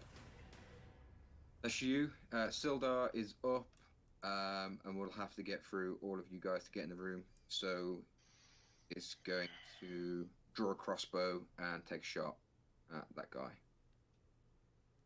Sildar rolls a heavy crossbow for 19 to hit, and that hits for 2 damage. Sweet. Just clips him. He looks into the room and he's ready to make an action. Next up is the wolf that is going to rush here and wait. Brings us to Crom.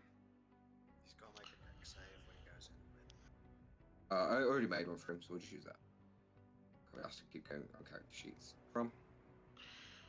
I don't know what I can do because so cramped and there's webbed in there.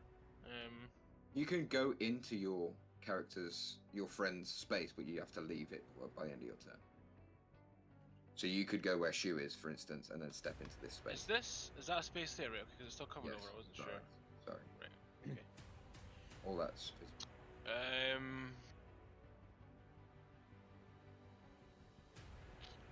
I will move up here then, and I will guiding bolt on the drow.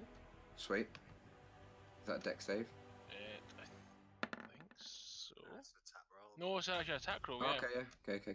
Yeah, that hits. Roll 22. damage. I'm doing it level 1. Ooh, 12 12 damage. radiant. Nice. Yeah, how does that look? Just a pillar of fire, just like Kamehameha kind of thing. Yeah. Strikes it. Yeah, awesome. And then I'll move back. Yeah, he's got no block advantages against that. That's cool. Yeah, you go ahead and move back. Is that your turn, doing any bonus action? No. That's me. Okay, and that brings us to the dead hobgoblin, so let's delete him. Brings us to Lucius. So that guiding bolt gives me advantage on the Dre, right? It does. I'm gonna try and shoot him real good, like. Well, first I'm gonna bonus action my hunter's mark onto him. Yeah. Then I'm just gonna go for it with the old sharpshooter. Fuck me! Okay. Yeah, it just kind of ducks out of the way. It's kind of the impact of the guiding bolt rocks into the side, and you fire just too early, and it misses. Shatters the arrow in the wall behind. And then, so that's Lucius's turn. Yeah, you've got Glib on your turn as well. Glib's gonna move up here, like stab at the wolf. Yeah, okay. I'm gonna give the wolf, because he's sort of waiting around the corner. Like there is a wall in between. I haven't revealed. Can you see that wall? So it's kind of awkward angle that it would have to try and fight around. There is a wall there. You'd have to step into the room you see first. He's not actually in the room. Okay, well he's not gonna go in the web then. He'll just do nothing. Okay. Sweet. Brings us to King Groll, who is going to. He didn't save, did he? One of them didn't save. I can't remember which one. I think it was King. Yeah, it was him. It was Groll. So he's gonna pull. He's gonna feel the under his feet, pull a javelin out, and throw it at Shu in the doorway. Shu's gonna try and catch it. 21 to hit. That's gonna hit. 5 piercing damage as you go to catch it, but the No, I do catch it. oh, you do catch it. I catch it based on if I can do more than the damage it does. Oh, okay. So yeah, you catch it. Sweet. I'm gonna fucking throw it back. Spend the Go for it. Go for it.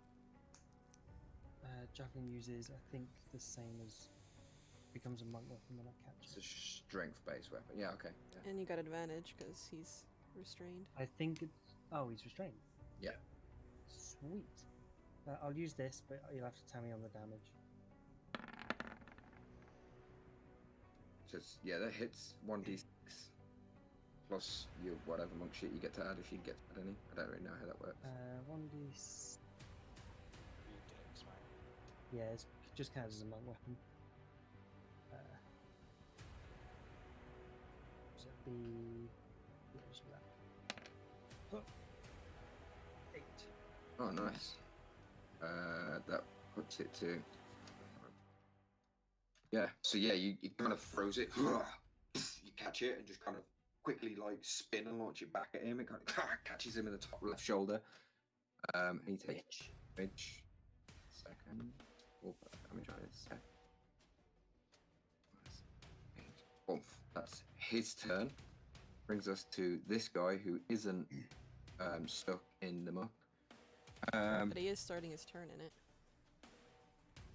Is it the start of every turn as well? Yeah. I thought that's what the initial save would be. Yeah, I thought that was. Yeah, it would have been, wouldn't it? It would have been. I would have had to roll it now, but I rolled it at the start of the cast spell. Yeah, so he's still safe. 1 second. Each creature that starts its turn in the webs or that enters them during its turn must make a dex save. Yeah, so I rolled when she cast it. I should have rolled when he's started his turn. That's all. Alrighty. Okay. He's gonna go ahead and. Okay. I don't know if this is gonna work, but he's gonna rush up. And he's gonna make 2 slam attacks against Shu because he's the only one in the doorway. 12 to hit, misses. Crit for 26. 12 damage as he swings the first one, spins back round, and punches you right in the kidney for 12 bludgeoning damage. Excellent. And then he's gonna use his movement to step back. 5, 10, 15, 20, 25. Does he have to? So yeah, he succeeded on that check, so he can move out. So he moves 5 there. It's difficult terrain in the web, so I don't know. Okay, so 5 there, so that's 10. 10, 20, you can get to there. That would be 25. So 10 to there, 20 to there, 30 to there. Yeah, that's fine. You can go there. That's his turn. Brings us to Shu. There's not much you can do at the minute.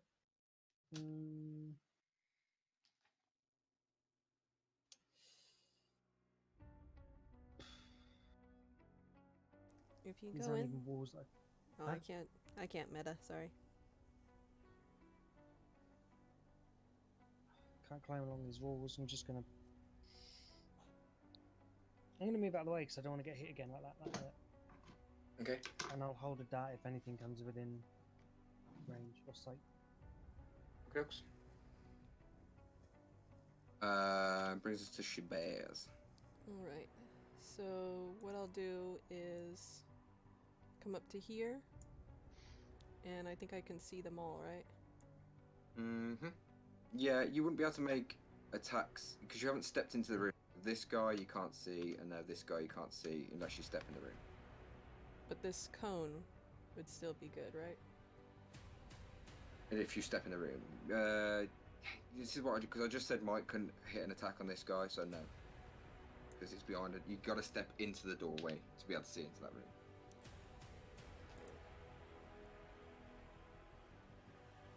Let's see. If that changes things a little bit. Well, I can at least see this guy. And he's still stuck, right? Yeah.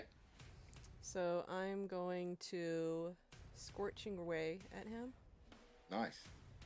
Which is going to not only be... There's going to be 2 types of damages from this. So it's going to be the Scorching Ray. What's the web? And then 21 for that. Hits. Is it just 1 ray? That one hits out of the 3. 1 hits out of 3. So let me just do those. And I just hate that it puts everything behind. That would You miss. have advantage on all of these, then, mate. Oh yeah, Just restrained, right? he is. So let me do it again.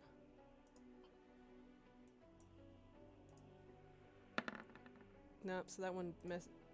And then one more time. Scorch Ray. So many spells. So that 2 one hits. 2 hits. And you do have your divination if you wish to use it. Don't forget. Yeah, so that one's 10 damage. Yeah. And then, because he's standing in the web would catch on fire and he would get some more damage based on that. Let me see how much damage. I think it's 2d6 again. I'm gonna double check it. Damage. 2d4. Yeah. Webs are flammable. 5-foot cube of web exposed to fire burns away in 1 round, dealing 2d4 fire damage to any creature that starts its turn fire. So the 2 attacks are going to do 4d4 damage, and the 2 5-foot cubes worth of webbing are going to burn away, and the one that missed as well. So like this from that table, there we'll say, is going to not be web anymore because they burn away in 1 round. Do you say there? Yeah, that's perfect. So, and that's an extra 7 damage. I've already done the 14 minus 7. That's fucking good round of fucking fighting there. Cool. Sweet. Is that your turn, Meg? Sorry, I was muted. I'll go ahead and dispel the web because I can see the guys don't like fighting in it, so I'll dispel that with my bonus, and then just move back behind Lucy. Sweet. Full movement, action, bonus action. Sweet. Sildar is now up, and he's gonna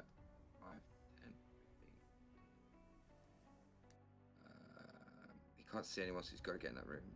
25. He's going to get up in action with King Groll. Now the web's dissipated. He is going to take the readied action from the wolf on his way in there, which hits for 6 piercing damage, and then Sildar needs to take a strength check, which he succeeds, so he doesn't go prone. So yeah, he takes 6 damage from the wolf, but manages to shake it off. And then that brings us to Sildar, who's now going to swing 2 attacks at King Groll.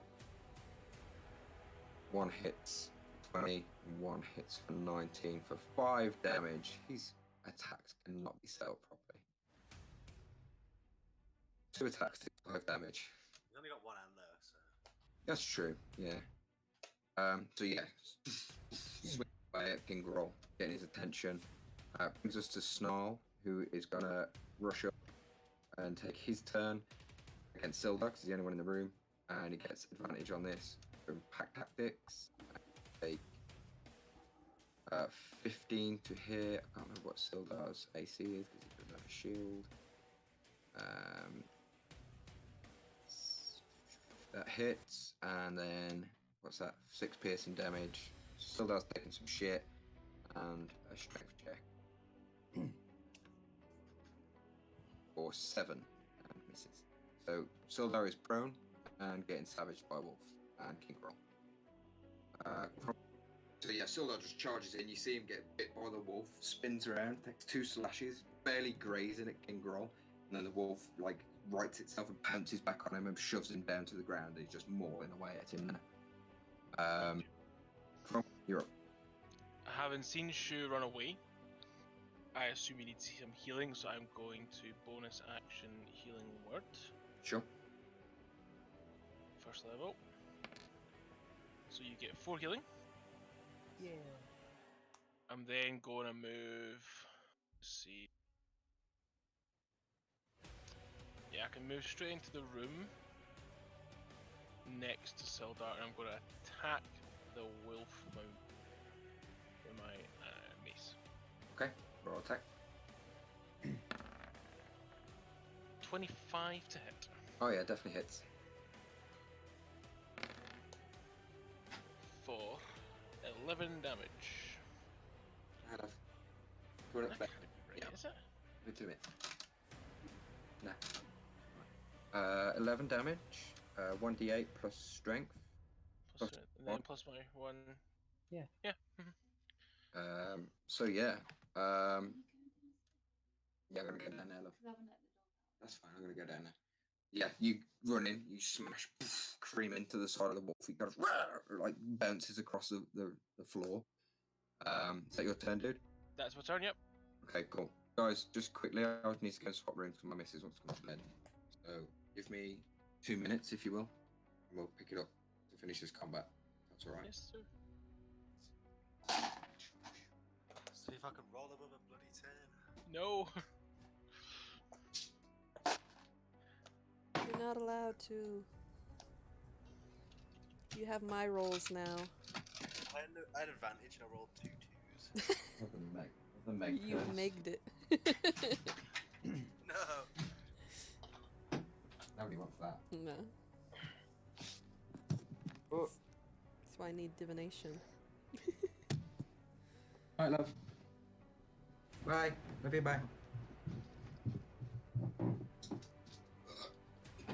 You hear something coming down the stairs. My dog. It's a dog. Dog's like, what the fuck? I was asleep, dude. Hey, Mike, you're up. Really? Lucy's gonna scooch up to here. I've got Hunter's Mark on Elf Boy, right? You do? I'm gonna try and shoot him. Fire away. Fuck it. I'm rolling bad anyway, let's do it. 17 to hit. Hits. Roll down. Sharpshooter as well. 17 plus 1d6. 18 piercing. Nice. Yeah, it kind of rocks, hits him in the gut, and you see his kind of visage like shiver a little bit as he takes the impact, but he stands and looks at you. I'm just going to tip my hood to him and then scooch back out the room. He kind of looks at you expressionless as you rush away. That's your little Grib, anything? Grib's going to... You know what, Grib's in a party mood. He's going to come in, stand, like come under the table to sneak attack King Ron. Okay. Roll stealth for his bonus action then, because Sildar is prone at the moment, so I can't give him advantage. Doesn't get advantage. Doesn't need advantage. What, for a sneak attack? No, if it's someone's within 5 feet, he just makes... Oh yeah, so Crom's there. Sorry, yeah, go for it. So... 13 to hit.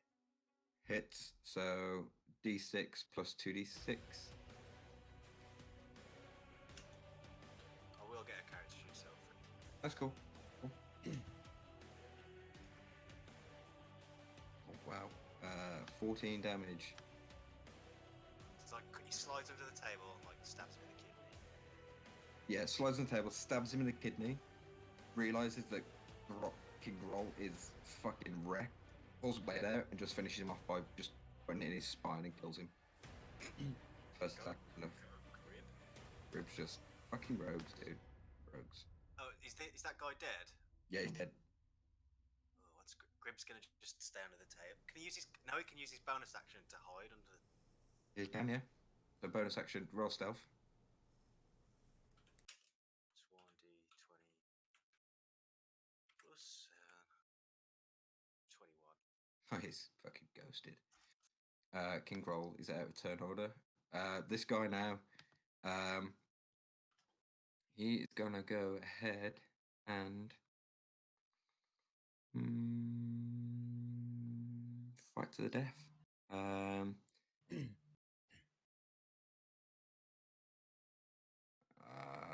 Gonna rush up and make 2 slam attacks. First one is a crit fail, miss, and the second one is 13 and does not hit Crom. So yeah, he just rushes up on you, Crom, swings twice wildly, and you've just got the shield up, bashing away, blocking him. Brings us to Shu. Shu will. No, cool. Cool. I'm gonna run in straight to this fucker. And I'm gonna do my attacks. Go for it. I'm gonna aim for non-lethal, if possible. Sure. Yeah.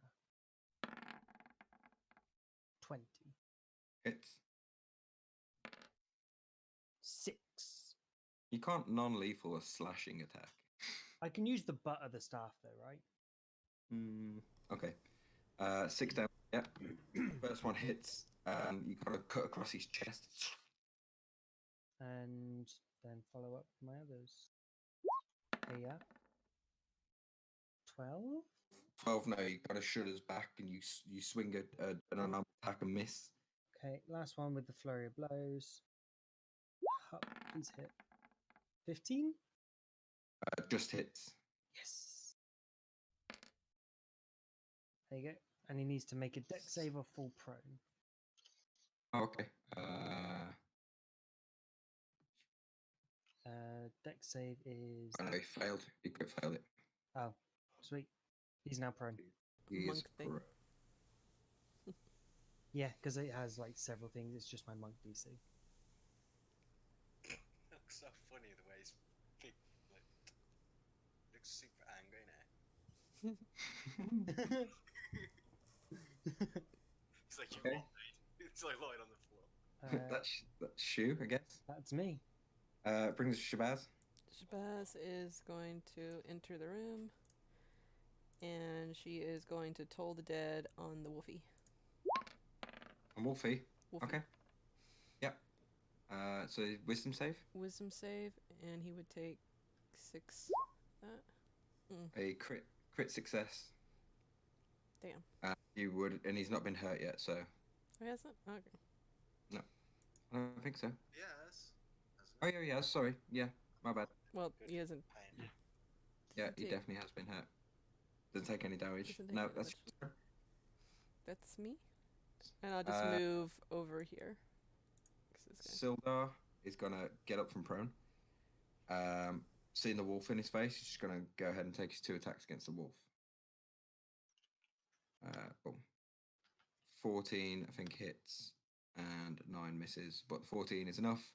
Sildar is just like hacking and slashing away at this dead wolf now. Angrily, handedly, wolf chopping up. That's his turn. Snarl's dead. Brings us to Crom.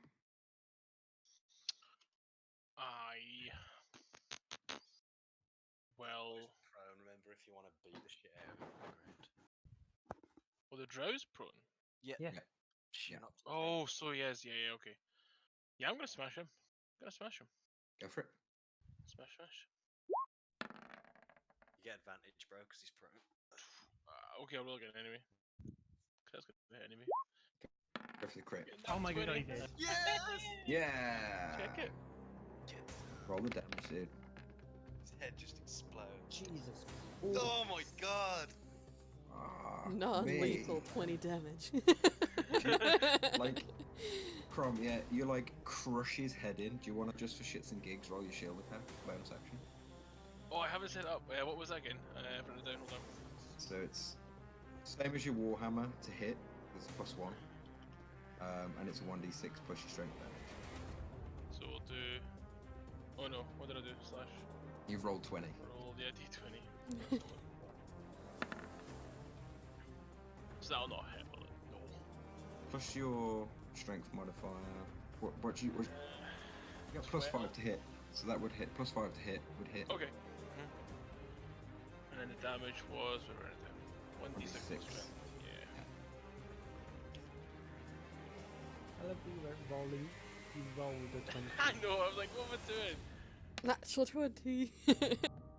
Plus Oh, 3, mate. so 8 damage. So 28 damage overall. Oh, yeah, how do you want to do this? Like, crushed and decapitate, I guess? Because Oh, nice. the bladed shield. Oh, mate. Yeah, you go on, you like crush his head in between his clavicles, and it kind of, you can see it snaps his neck, and then you just kind of like push it with a shield and like decapitate him, and his like head sits on the top of the shield like a head on a platter, and you just kind of shrug it off and chuck it on the floor. And she probably looks at you like, dude, I was going to try and keep him alive. But as the head is on your shield and you look at it, it changes from a drow to this weird blue, mouthless, noseless form, and its body shrivels into this weird blue, lung-limbed, skinned, weird-looking creature that lies on the floor now, headless and formless. Can we knock the? Yeah, that's Crom's turn. That guy's dead. And what we'll go and do is, you got 1 free round to do anything you want. You want wish to do anything immediately? Check the dwarf, who I assume is Gundren. Gundren is completely unconscious right now. And it is definitely Gundren. Meredith, wake up. Okay, I'll search the drow. Go ahead and roll investigation check.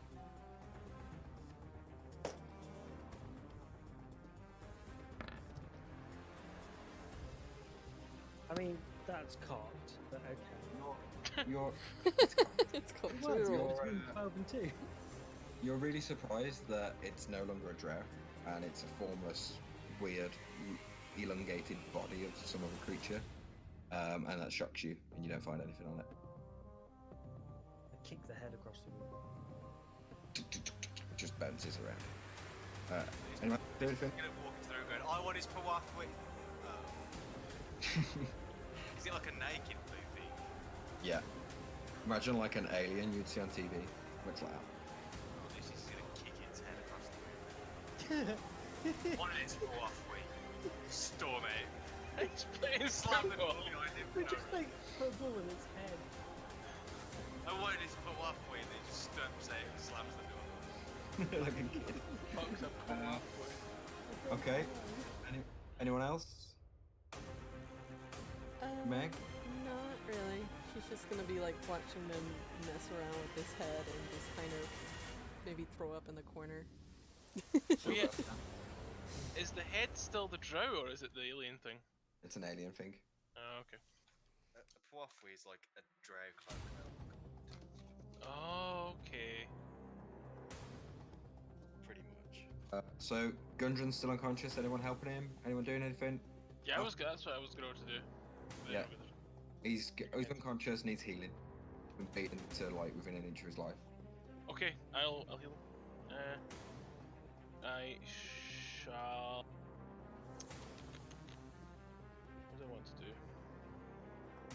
Just a healing word, I guess. Okay. Go ahead and roll. Healing word.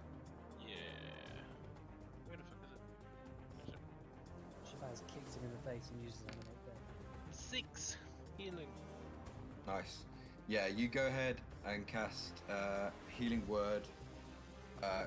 Gundren kind of lolls around. Eyes start to open. You can see the bruises and the sores and cuts on his face. He looks around to see you all shackled in the corner. Sees you, Crom, and he's like, "Help us up." I help Help him me. up.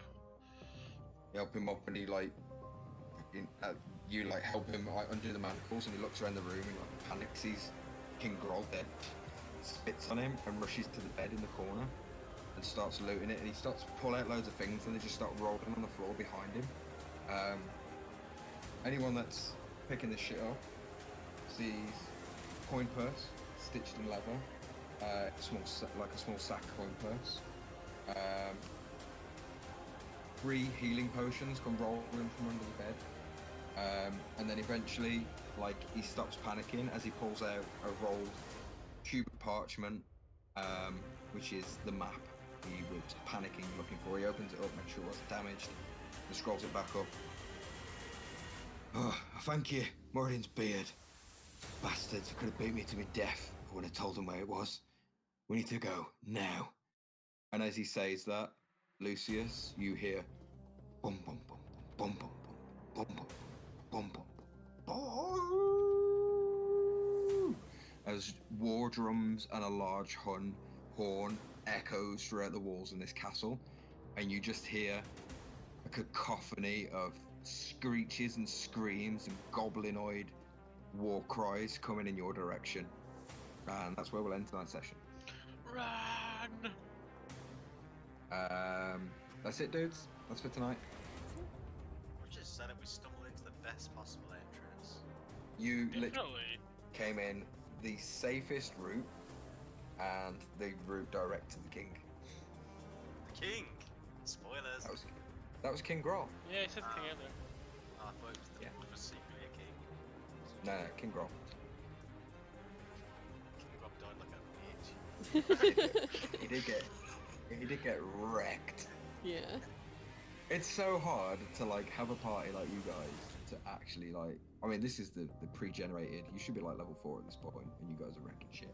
Mm-hmm. So, like, it's hard to plan anything that's even challenging. Do you find it challenging? I don't know. This isn't my setups. This is the game pre-designed. So. I just want to say that while everyone was talking, ripped sword off King Graham's head and held it aloft. He's running around with it. He's just going, bitch, bitch. The one curse words you taught him. Those are the things that stick. Bitch. Yeah, he did. What do you think to that kind of combat there, that pre-generated stuff? Is it even challenging? Because listen, I get the feeling that it could go bad for us. Yeah. oh, dice rolls. Yeah. Mhm. We just got lucky on the dice. Like, no one got. Like, we got hit. Well, Shu got hit once, and he got hit hard. Yeah, 12 damage. that's it. Yeah, it is classed as a deadly encounter because there's 3 of them. This is designed for 4 people. Like, if this whole campaign is designed around a cleric, a wizard, a fighter, and a rogue. Yeah, they're pre-generated characters as well, aren't they? Yeah, Yeah. all with standard array. But I think it's good by actually. No feats, no multi-classing, none of that stuff. So yeah, probably is,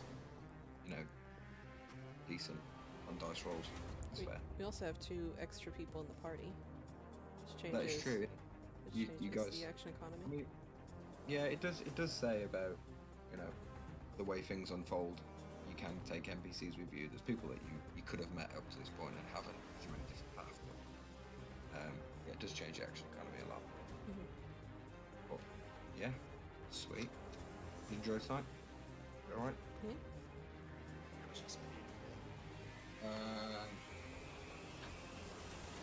Can we level? No, Nowhere near level, I don't think. no, you're miles off now. It slows right down to 3. Yeah. What is it, 3,000 for next level? Is it 3? I think it is 3. So.